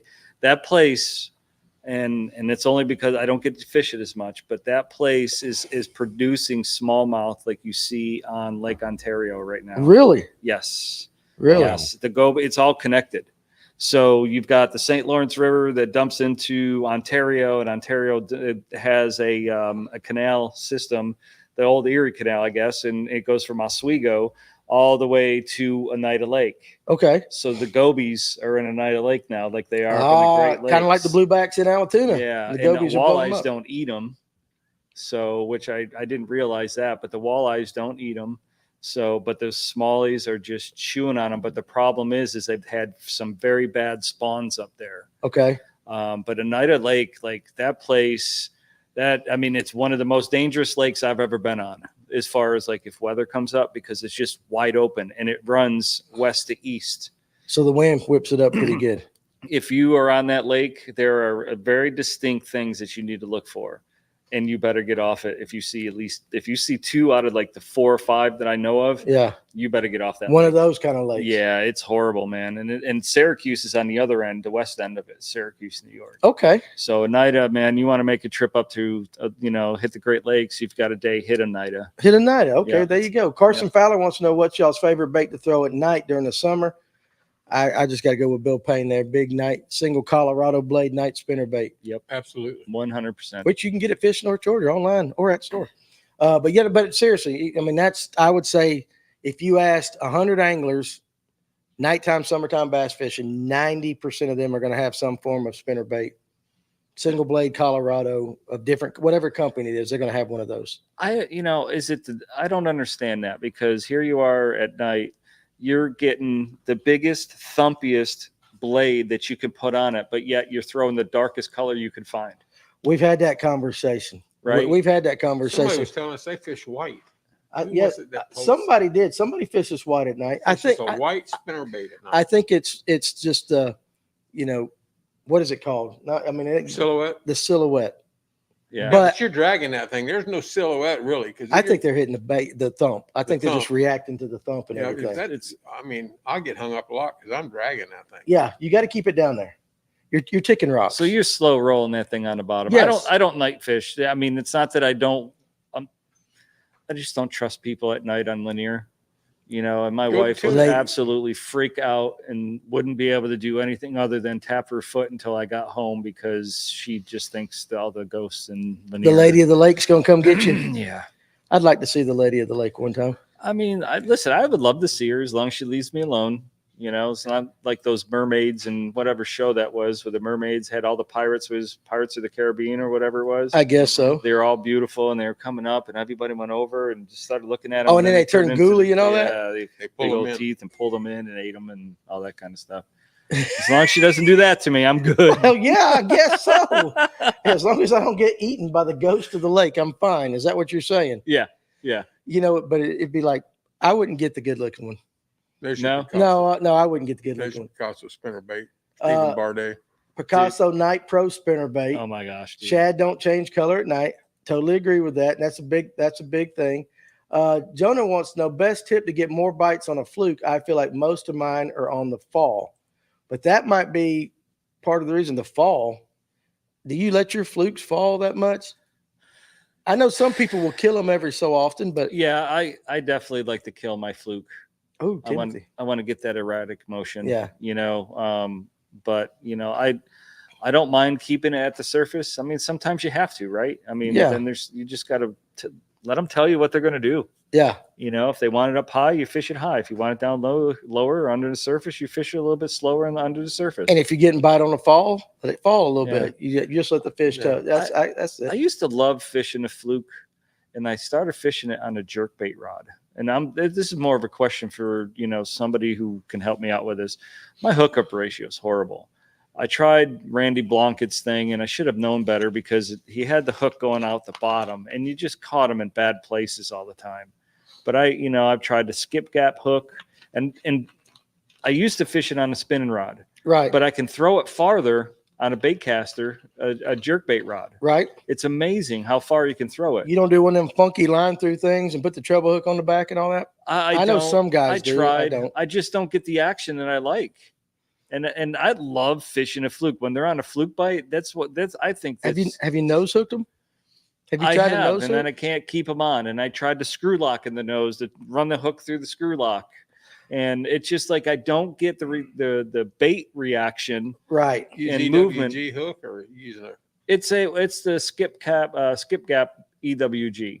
It's got that funky little angle on it because it holds the bait a lot Yeah. better. bait. Yeah, those things are awesome. Yeah, They are they're awesome. great. The point, it's a good hook. They always just swat at it. Every once in a great while, I'll catch one on a fluke. Yeah. And you had the first time I was on the show, you asked me, dead of winter, sunny day, sun's baking on the back of the pocket. What are you throwing? I'm throwing a fluke because I love throwing it. Right. But my hookup ratio is freaking horrible. I understand. But I'm not the one that I'm Makes not me the one. mad. I know it does.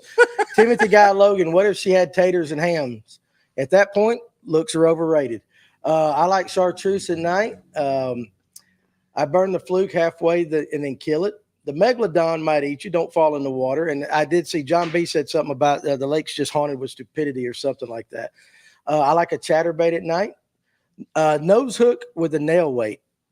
That's a thought that, he was talking about that. So try a nose hook with a COS spring in open water. COS spring.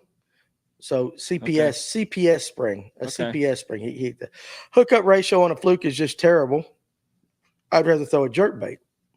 I get that. You got more hooks, but that's just something about that fluke. And good Lord, they sell them. Oh yeah. Yeah. Sal and I caught 20 spots in 2 hours on Lanier on a fluke bite. He loves a fluke. That's from Mason Newman. Yeah. That's, so that's the father of my it's my son-in-law.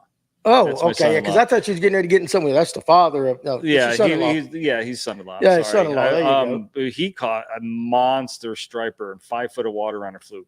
Yeah. I've heard a lot of big 5 foot of water. He caught that.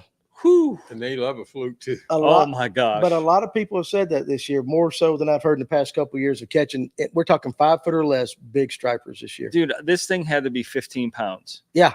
Yeah. They're just Big bass one. fishing and they're up there and they hook into them. So much fun. Well, that's all fun. So much fun. Brim, I got a great spook. Put up Carlton Hudson's right there at the bottom, if you don't mind there, sir. I got a great spook bite going on here in Middle Georgia. Hey, appreciate you watching us from the Flatlands, but can't get the bigs in the boat. What's your topwater walking bait setup and any tips on getting bigs in the boat? My first question would be to you is on your hook set. Are you one of those that the second you get the blow up, you're setting a hook, or are you just kind of turning your head and kind of going in? You see what I'm saying? A lot of people jerk immediately, and so you might not be getting a good hook set. Yeah, you got to let them take it. You got to let them take it a little bit on the top water. Yep. I'm not the best at it. I know what I'm supposed to do, but doing it's two totally different things. But what's your setup? Both of you, Kim, what do you throw your setup top water? Do you throw a spook type bait, or are you more going to hit the jitterbug kind of stuff? I have a spook. I haven't got a lot of spooks and stuff topwater, but I very seldom throw them. If it is, it's going to be on a 7 foot medium heavy. Medium heavy? Yeah. What pound test line? 15 pound big game. 15 pounds. So you're going mono with that one. I'm go mono. Go mono. What about you? So a couple years ago, I got an iRod, 7 foot medium heavy. It's a 703C is the model. And, I've always gone with braid, and, I was throwing 30-pound braid. And with the medium heavy, the way this rod is, it has a little bit more of a parabolic bend in it. I've got 2 setups, so I'll try to be quick. Take all the but time it's got a lot of backbone to it. And with the braid, I felt like it was pulling out. I was losing fish. Okay. So I'll use a 17-pound mono, suffix camo mono or whatever it is. I mean, this casts a mile, so, but I felt like the monofilament, it kind of helped me fight and utilize that parabolic bend, and keep them pinned more spring. with a little more stretch to it. Right. A little bit more stretch to it, but the rod had plenty of backbone to get that hook driven into them. All right. And then I have just your basic run of the mill, what is it? Carbon lights, the 2.0s, the white ones. Yeah. Medium action. And that one I'll throw either 30 or 40-pound braid. The 40-pound braid doesn't sometimes if it doesn't cinch as much. Yeah, it doesn't cinch down. You don't get that line bury as much into the spool of the reel. So those are my 2 setups, but I felt like that mono was just so much better on that heavier action rod. Okay. Did I sound correct when I said maybe the hook set? Yeah. A lot of guys hook too quick, and that might help. I mean, okay, so David Aldridge back there, he said on braid, you just lean into them. You don't really just let them take it. Yeah, with that mono, I feel like with that mono, you got dude, that rod's making whistling noises when you're setting the hook. Okay, hey, listen, I love it. So Ashley, and I hope I say this right, Vild. Does that look like a Vild to you, or Vild? I think you did good. Vild? Hey, this is my first time listening. Well, you picked a hell of an episode. Would you ever throw a finesse bait at night? Yes. Yeah. Would or do? Well, he caught the big spot on a finesse bait. It was on a, well, what was it? Oh, Shaky shaky head. head. So you consider, okay, yeah. I mean, that makes sense. Throwing a worm. A lot of guys I know drag a big worm, though, at night. You talking Depends your what old, lake you're on too. well, even guys on Lanier. Yeah. There's some guys that pull out the old monster and they're dragging it. But those guys, I think that's more of a, you want to get that kicker largemouth. But what, I mean, shaky head, when he says they throw a shaky head at night, what about you? If you're going to throw a finesse, you don't fish at night that much. But I don't fish that much at night, but I don't see why you couldn't throw some kind of tungsten jig, I'll throw a jig later on in the year. you know, yeah. something that's going to make a little bit more of a noise on the bottom in the rock.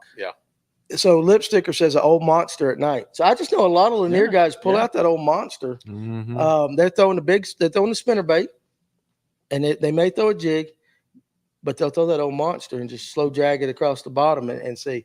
They'll eat anything at night that they will eat in the daylight, says Stephen Barday. Nice. That's good to know. It is good. And David Weaver, pull up David Weaver. I know I'm driving you crazy back there, Tim, but he has a good thing Hey, I'm about having you. a blast. Yeah. He, bless his heart, he worked all day protecting us in law enforcement. Now we got him back here changing all these buttons. He's super at The it. comments guys, they're smoking it back here. I'll go to click on a comment and I'm already on the wrong one. Yeah, I know it. If the Super Spook has saltwater hooks, change them to better hooks.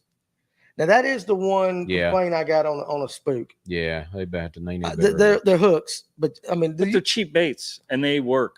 they do work. Do you still have to unscrew them things, or they finally got them on O-rings? I ain't thrown a Spook in a while. You guys know they got the O-rings now. But you Yeah. remember back in the day they had the screws on the bottom of them. Yeah.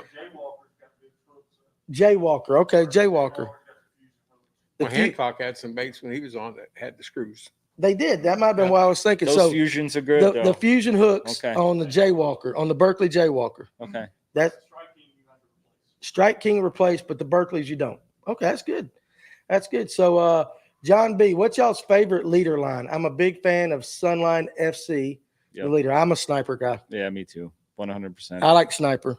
I'll use whatever I got, but if I got sniper, I'm going to use it. Cigar. Cigar? What about you, Tim? I forgot the question. Favorite leader material. Favorite leader line. Favorite leader. What's your favorite leader line? You gotta Whatever I got available. Whatever you got available. Yeah, I'm not too picky. If Whatever I got. If I got FC Sniper available, that's what I use. Yeah. I like Sniper. Now, it's pricey, but so is all good. What line. isn't anymore? No. You know what I mean? It's just Berkeley like, Big Game? yeah, that's true. Big Game's not that pricey. And man. but Red Label's gone up. Seaguard Red Label's gone up quite a bit. It's still cheaper, but it's gone up quite a bit. It's all gone I up. use the Invisix. The Invisex, yeah. So a good Red Label's what I got because Red it's in my Label? budget. Yeah, is. but even still, though, it's gone up in price. And I Oh, yeah, agree with you. everything It's has, great. yeah. It's But- it's for the Insane. money. It's still good. definitely just a good quality fluoro doesn't really matter at that point. I guess it's whatever I got available. But if I do got Sniper, Barday says Sniper always. That Bone Spook is hands down my favorite Topwater, and you ain't got to pull them all up, Tim. I'm just flying down them. Maybe I didn't catch that. Always Sniper and O-ring, I believe. I don't know what you're talking about there, Jonah, when you say O-ring. But He was talking about Going the back to the scoop, baits. hook, whether they're Oh, screwed O-ring. on. Oh, Yeah. okay. Yeah. Lipsticker says Red Label with a bunch of pukes. Can't beat Red Label for the money. You really, I don't. I don't know. Okay, so look, so if you go Seaguar, you got Tatsu, you got Invisex, you got the Red Label. There's another one in there somewhere that's the Abrasics, and then you get down to the tan box. It's just your basic. I don't know if this is true, and you guys might know, but I was told that starting with Tatsu, when you go down a price level, they remove like a compound. Like as you go down in price, there's like it's missing. Like they take away from the formula just a little bit each time, and that's when you get your basics. From basics up to Tatsu, they're adding or something like that. I don't know that to Yeah. be true. And somebody, if you guys in the comment That would section make know. sense. It though. would. Well, that Tatsu is expensive as all get go, but I know guys that live by that line. I tried it once. Mhm. I didn't see much of a difference. Okay. I don't know, but and I know I'm gonna, that may cause everybody to talk about it, but I did not have good luck with it. I really did. Okay, no, it's fair. Not compared to FC Sniper. Well, yeah, I agree. Yeah. So Yeah. I have confidence in Sniper. yeah.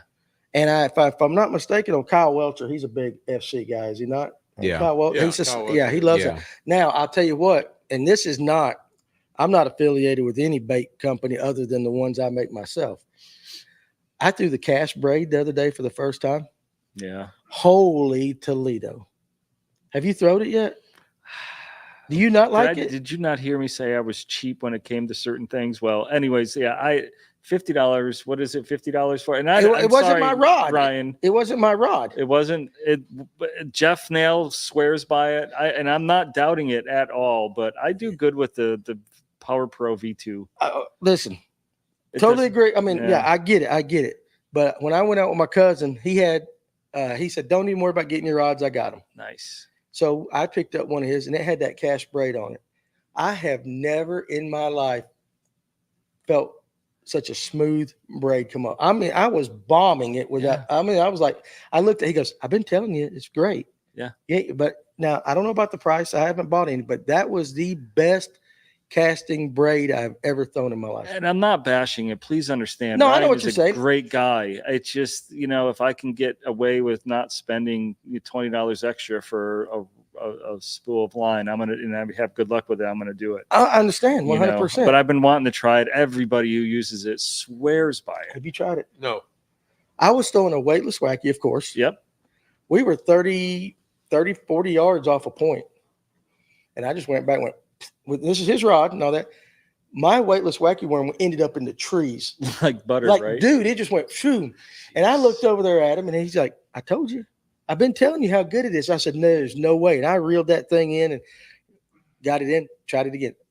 Same thing. Dude, I don't I've mind never- spending the money on braid because I mean you get It your lasts you a get your while. time out of it. Yeah. Yeah.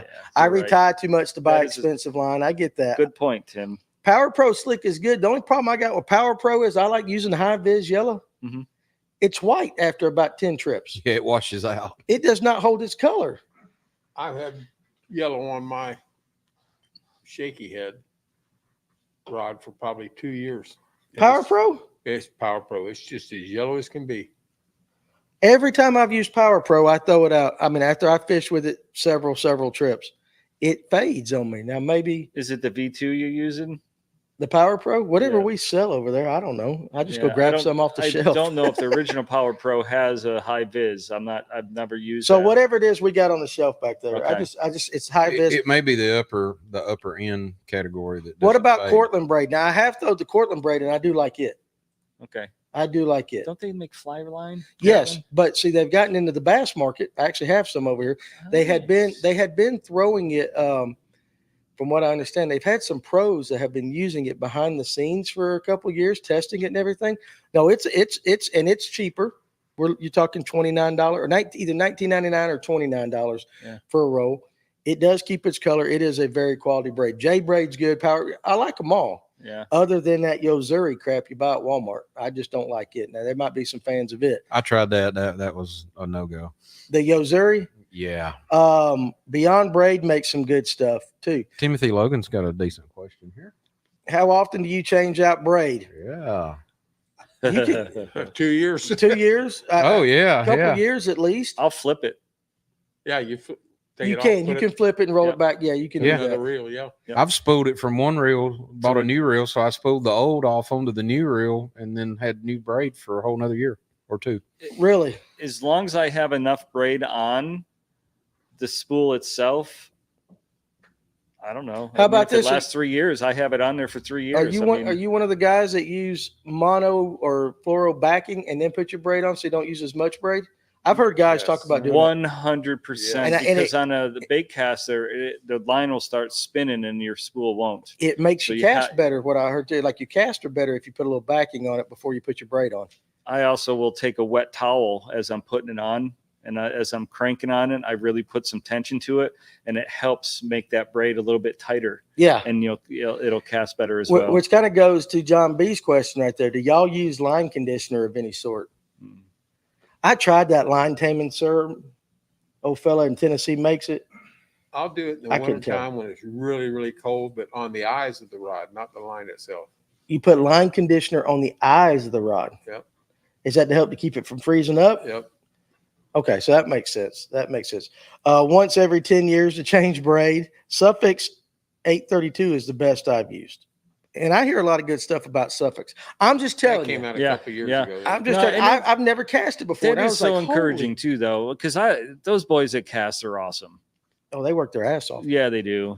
Tim, XPS, I mean, Bass not Pro Tim. Shops, has got a good braid too. Yeah, they do. Well, you know what? A quality braid is a quality braid. But Yeah. that one thing that Kyle Welcher said, and I don't know if we talked about it on here or not, the difference between using 8-strand and 4-strand. If they're fishing, now I might have this backwards, so if I do, you guys correct me. But like some pros will use the 4-strand braid when they're fishing in grass Absolutely. because it helps to cut through the grass and all that. And they Ah. go to the 8 braid when it's more casting offshore, that kind of stuff. Oh, that makes sense. And I didn't know that. No, I No, I didn't know never- that. Yeah, either. that 4-strand, if you get one on the grass and it starts off down through there, it'll saw that crap down a whole lot better than the other. Yeah. Who makes 4-strand? Oh, I got some. I mean, like Daiwa makes it. I mean, there's several they? companies that Okay. make that All they right. make one The like J that. braid. The J braid. You can Yeah. get J. You can get it 4 or 8. But Welcher did a video and he was talking about that, and it I made like watching sense. his videos. He's a cool dude. I'm gonna get Yeah. him on this show. Do you guys ever oil your reels? Yes. Unfortunately, I'm not the best at maintenance, so I'm gonna take off of this question. yeah. How often? Probably 4 times a year. Yeah, but you wash your boat after every trip too, don't you? Yeah. Yeah. So you're one of those guys that you take care of your stuff. Yeah. Generational thing. What about you? I want to learn how to do it. The only time I've ever done it, I actually got a little bit too much and ended up getting in a drag, and the anti-reverse doesn't work. The drag doesn't work. So I just got I've too done much that oil too. all over. You've done that, so you Yeah, can't put so- too much. I've got a reel that I haven't been able to put back together. You Yeah. know, but honestly, if I have a reel that's acting up, you know, there's a guy that it's hard to find a person that'll work on stuff, but I've got a guy that actually will do a reel for like $25. Nutters. No, it's not Nutters. I've heard bad things from what's his name about Nutters. He sent out SLXDC there, and it was horrible. Well, computer might be, yeah. You know, I don't know. Well, that reel's got a computer in it. well, a little computer chip. I Yeah. don't think it's a PC. PC. Is that one of them things I'm supposed to say? Opinions of the guests on this show are not necessarily the reflection of Fish North Georgia and its affiliates. Thank you for that disclaimer. Thank you for that disclaimer right there. But no, I don't know. All I can tell you is I have people call me up all the time. Can you work on a reel? And I'm like, no, dude, because every time I try to do one of mine, I got a screw or a spring left over or Yep. something. And I just, you know what? It's honestly cheaper for me. And this sounds like I don't have money Well, you know, just to go buy another one. You know, I'm sorry. I'm just like some that. of the new reels have a piece that you can take off so you can get to the big gear, the pinion gear inside there. Other than that, it's just the bearings and then on the drag system. And then you got your paw, your line guide and paw that you just oil or grease. Yeah. That's it. Yeah, I know, but I can find a way to mess it up. You're really not taking anything apart. You're taking the spool out and that's it. Well, I still could figure out a way to mess it up. It's like, Yeah, there'll be I know what parts you're left saying. Yeah, over. it shouldn't be that. I use Real Magic. I don't think it's necessary. I wish he had to wash his boat after every trip. He catches fish. 4-strand is like a saw, like we were talking. Oh yeah. I just tell you though, but like I said, and we'll get on to something else. But that cast braid, seriously, there good. very few things. And I don't fish a lot of high end tournaments and all that, you know, but very few things have ever made me go, dang, like that cast That's braid. good to did. hear, though. It man. is, dude. It's good It to is. hear. I'm You know, seriously. and Tim, with you saying what you said, I will probably try it now. At least on my shaky head rods. You know, why not? Well, this was on a spin. This was on spinning rod. Yeah. You know, and Why so not? it was great. So just put some bait fuel on the line.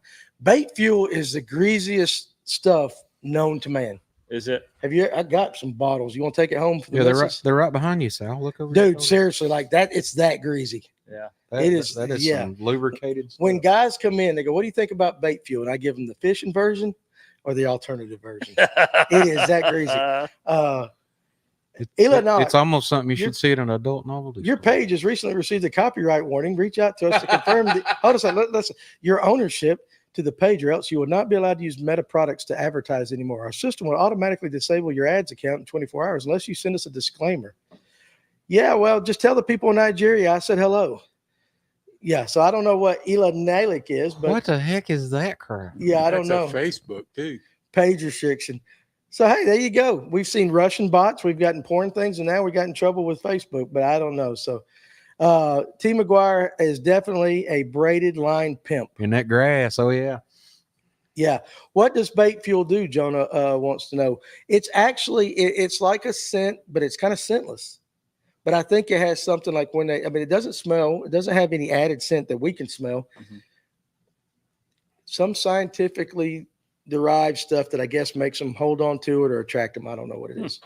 So had to be the kefir. It might have been the kefir people over in Europe are probably mad at me like that. So that's BS. I get that stuff all the time. Facts. I just think it is absolutely the greasiest stuff. I did one time take some Softy worms, by far a great worm company located in Kennesaw, Georgia. Guys, you can get them at all your bait shops. But I squeezed some in a bag of Softies the night before a tournament. I went out the next day and I could not hold that worm to actually get it to even start on a shaky head. I had to put the worm between my legs and like wipe it off. I probably put too much. People swear by it though. Yeah, I think James Collins uses it in his baits. Yeah. Remember what WD-40 stands for? Now let me ask that question. Do any of you guys in here know what WD-40 stands for? I know. I used to. What does it stand for, Tim? Water displacement 40. Water displacement formula 40. But it is also on a can of every WD-40. It says fish attractant. Did you know that? Mhm. Why? Because you told me a long time ago. Yeah, but why? I don't think I ever figured it out. I just know. I mean, not why. Why do you think WD-40 is a fish attractant? Now, Phil said something about the water displacement the other day. That's how we got on a conversation. Did you even know that? But there's a fish attractant? Yeah. Oh, yeah. Have you ever sprayed WD-40 on any of your lures? Not bass fishing. Okay. When did you spray WD-40? I've used it on spoons and flies that you use to troll for salmon and lakers and things like that. But also on a hair jig. Okay. Fishing for walleyes with a night crawler tip on the and why did you put it on there is my question. Because the old guy in the front of the boat told me to do it. Did he tell you? I mean, I'm being very serious. Yeah, I'm being very serious. No, I believe you, but I mean, did he tell you a reason why? What it does to make fish, it smells like spawning fish made from fish oil, ain't it? I don't know. I think I heard it's made from fish oil. That's what I have heard. I don't know why. I couldn't believe Trout that love they were it. putting it on there. Luke Turner says trout love it. Yeah, it's amazing. That Stuff sells. That's for it sure. does sell, but I mean, have you ever put it on that? No. Has any of you guys ever used WD-40? So David's shaking his head, Ken's shaking his head. You ain't. Okay, but so you like it? You think it works? It does work. David Aldridge said it works. So I guess I'm gonna go get a can of WD-40. And your hooks don't rust. Your hooks don't rust. Let's see. Rob says Louisiana seasoning, Cajun garlic and butter. Boil it and soak your baits with it. I used to do that when I fished Okeechobee. Cajun garlic and butter. Boil it and soak your baits with it. I used to do that when I fished Okeechobee. I don't know how you could hold on to that either. Makes me want to put the bait in my mouth. That's what. Well, I mean, I would garlic, eat butter, Cajun seasoning. Rob also says stay off the weed. Rob says stay off the weed. But seriously, think about that. Rob, I would like to know It makes sense. who showed you that and why did they tell you that? I put that shot on everything. Frank Arnold says yes. Now listen, I do like some Frank's hot sauce. Darn Skippy. I do put it on just about everything. Yeah, that's good stuff. Except the yum yum. I mean, That would definitely spice that Yeah, up. it would spice that up a little bit, wouldn't it? I don't know why you're so puckered It's up almost- tonight. I bet you it's better than goat milk. I don't know. That's pretty tough. I'm gonna research the goat milk thing. Okay, go ahead. Make your butt better.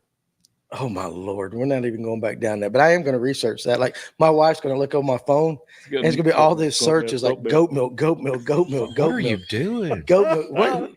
Well, baby, it's something Kevin said. Just go home and tell her you need to drink more goat's milk. And she's going to ask you why, and then you tell her. She'll probably tell me to drink something to help my performance. You got Yeah, any Kevin, you got any Pepto-Bismol. secrets for that? You got any- you got any- Yeah, you got what's the any- secrets for What's that? the secrets? You need Pepto-Bismol. How about this? Without buying the little blue pill. I don't have a blue pill. I didn't say you did, but without having to go buy it, do you have any all natural secrets to enhance male performance? Goat's milk Goat's milk. makes your butt better. I'll be drinking a gallon and a half of goat's milk. My wife be like, "What the hey, baby? Go ahead and plan some time for me." Old timer told me this one time, and I did it for a while. Sriracha is greater than Frank's. No, I can't agree with you on that, Collins. And I love you, but I can't agree with you. Frank's is good. JJ's Magic makes me want to get the bread sticks and eat the pizza. That is true. Especially, yeah, that is true. Oh yeah, every time you dip that stuff, I'm like, Frank man. Arnold, new product, goat milk gummy. Ooh. Can you make goat milk into a gummy? I'm going to try that. She might just get you to spray some WD-40 on it. Well, she might. She might. But listen. Dang, Vern. Listen, but I'm at that age. Again, I said it for the show. I'm going for the full 8 seconds, and that's all I need. What about you? You still a great lover? There, naked man on the boat. Look at him. I want to make him feel uncomfortable. He's being modest here. I being don't modest. think Like that's breaking possible. a horse, maybe. Like breaking a horse. Yeah. Explain. Well, sometimes it's 8 seconds, or sometimes it's longer. Sometimes you get thrown off right away.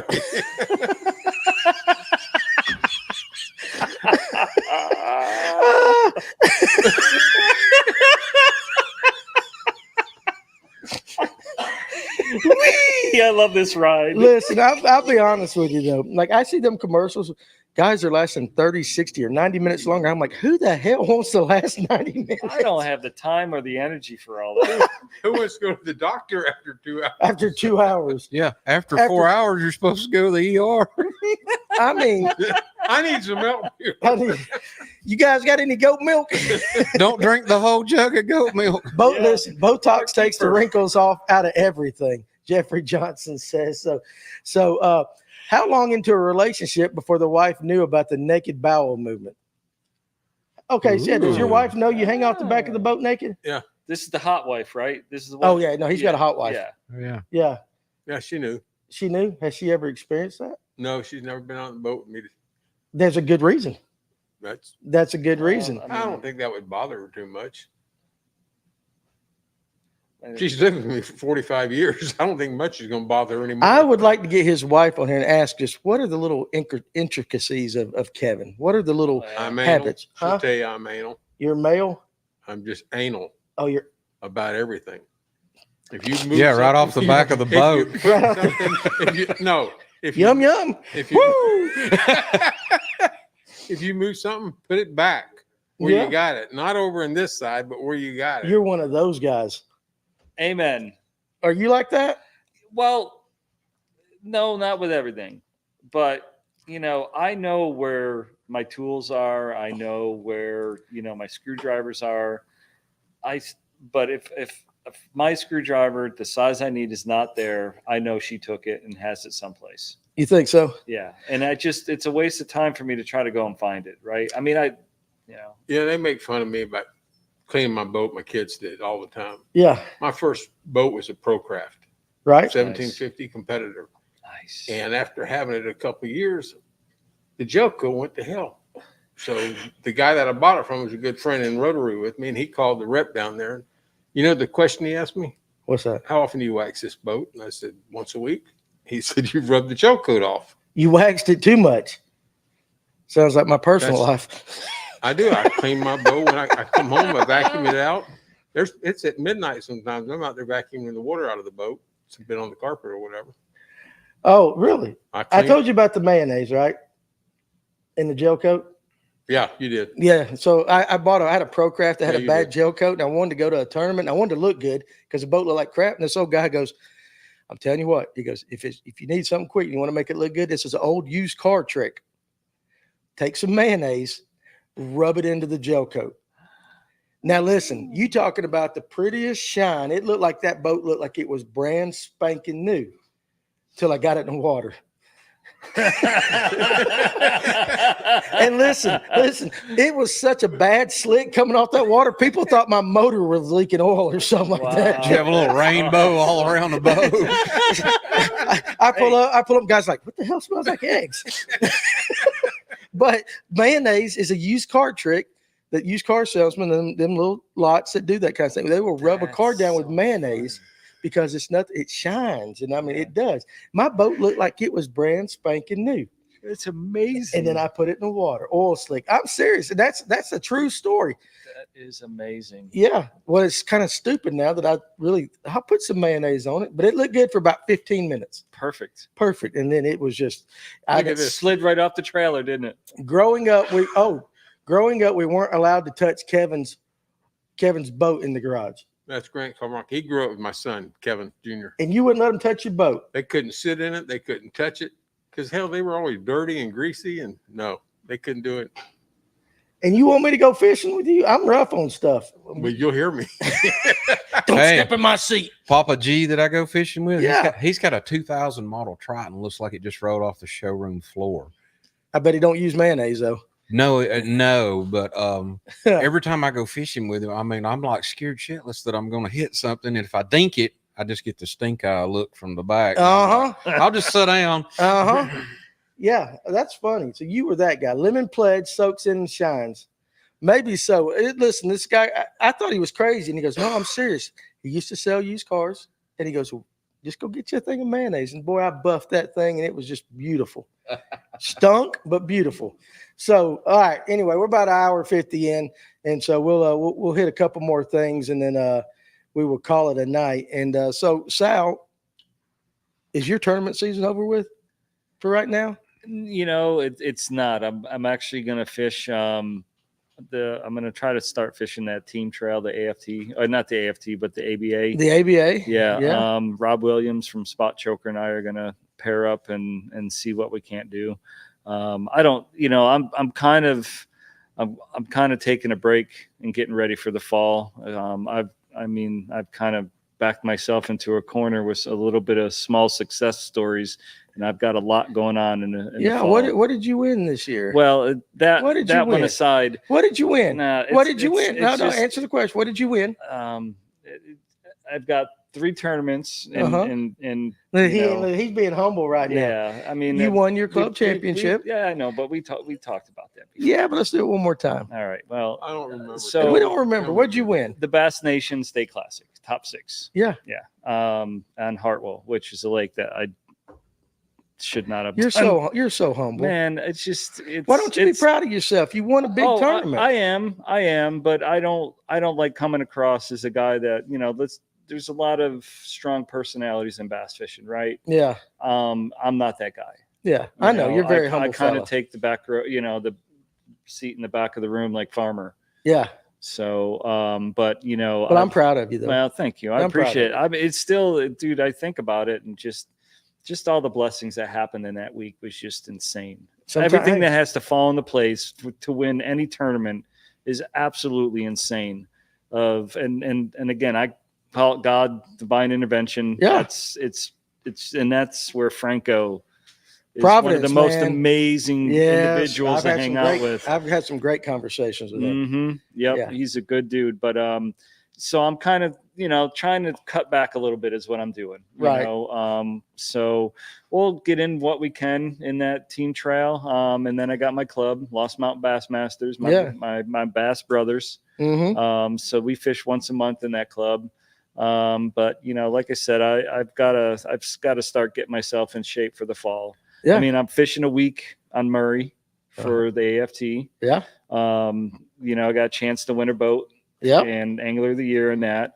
And then I'm fishing. I come back. I work a week. Then I go to Eufaula for the State Classic for a week. And then I go and work for a week. And then I go out to Grand Lake and fish nationals for the Bass Nation. Yeah. That's the one. That's the one you want. Oh, that's the one I want. That's the one you want. I listen. But yeah.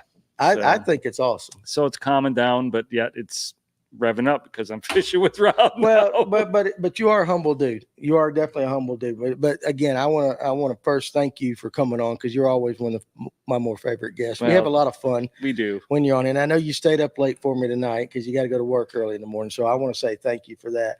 And again, the new logo looks great, John B. And don't listen to Kevin. I got some hats coming, and some of these hats will have. Heard that for 2 months. He's a crotchety old man tonight, ain't he? Like that. Isn't that right, Tim? Tim, You better answer that. I should correctly. probably stay out of this. Listen. I'll just mind my business and push my buttons back here. There you go. But again, thank you for coming out. On Thank short you, notice man. too. Yeah, And yes. so Last night at what 9? Yeah, I think so- I texted you. I'm in. yeah, so I appreciate it very much. Always It's a great always time, fun, Dan. guys. Thank you. Yeah, absolutely. And Tim and Kevin, thank you always for being co-writers on this little journey with me and all that. And you guys in the comment section, hey, The comments guys have been great. they were tonight. great. So appreciate it. Absolutely what you guys do. Better hope he doesn't get naked. I will tell you this. I'll give $100. Hell, I'll give $500 to anybody that gets me a picture of Kevin Thornton off the back of the boat. But he's got to be buck naked. That sound fair? That's fine with me. When are you fishing next? Monday night You gonna be doing it? or Monday morning. I'll Monday fish morning? Monday morning. Then I'll fish I'm just Monday telling night. you. So that's it. So we got a bounty out. I want to see that picture. And you A can't be booty bounty. booty bounty. Booty bounty. We got a booty bounty on. Sorry, Kevin I had Thornton. to. No, I ain't gonna give you 500. I'll give you 100 though. I'll give you 100. So anyway, guys, $50 per cheek. so appreciate Frank up there from North Carolina, man. All you guys that are out of state, we love it when you guys tune in. And yeah, tonight was a hoot. Some great guys. It's always easy to hang out with these guys, and we like to have a little episode every so often. We can cut loose a little bit, and not be so serious and all that. So at least hopefully this time we might not get demonetized like we do in times past. Like Full that. moon Thornton. Full moon Thornton. The Kevin need to make a calendar. I've been telling you guys that I want to get Bar Day and some. You know where Kevin's going to be. Kevin, that's it. We're going to do a calendar. I want Bar know. Day in a thong. He's going to be the centerfold because it's going to take 2 pages. He's a big fella. Yeah. Not fat, Bar Day. You're just a big guy. Big dude. Big dude. What month would you want to be? June, Can we just get you in a thong off the back of the boat? I don't want you taking it down. however you want to do it. You'll hang off the back of the boat in a thong for charity. Yeah. We might do that. You guys, if you're on the water this weekend, first of all, be safe. It's going to be hot. So if you are putting fish in the live well, if you're putting fish in live wells this weekend, make sure you have ice, you got your G juice, you got your oxygen. If you got to take care of the fish, because we don't want anybody fussing about us leaving dead bass or anything like that. So John B says, I'll be Mr. January. You got to send us your cover shot. Actually, send it to Kevin. What's your email, Kevin? We'll have him send it to Forget me. that. Listen, the last thing I need in my messenger is guys in thongs sending pictures to me like that. So, hey, guys, listen, we love doing this every Tuesday and Thursday night. We appreciate you guys joining us. Have a great weekend. Happy Father's Day. Ain't it Father's Day this weekend? Yes. All right, so good. Sunday. Hope you have a great weekend, great Father's Day. And for all you ladies out there watching, we appreciate you as well. So you guys have a great weekend. Don't forget your WD-40 and your goat milk. We'll see you on the next one.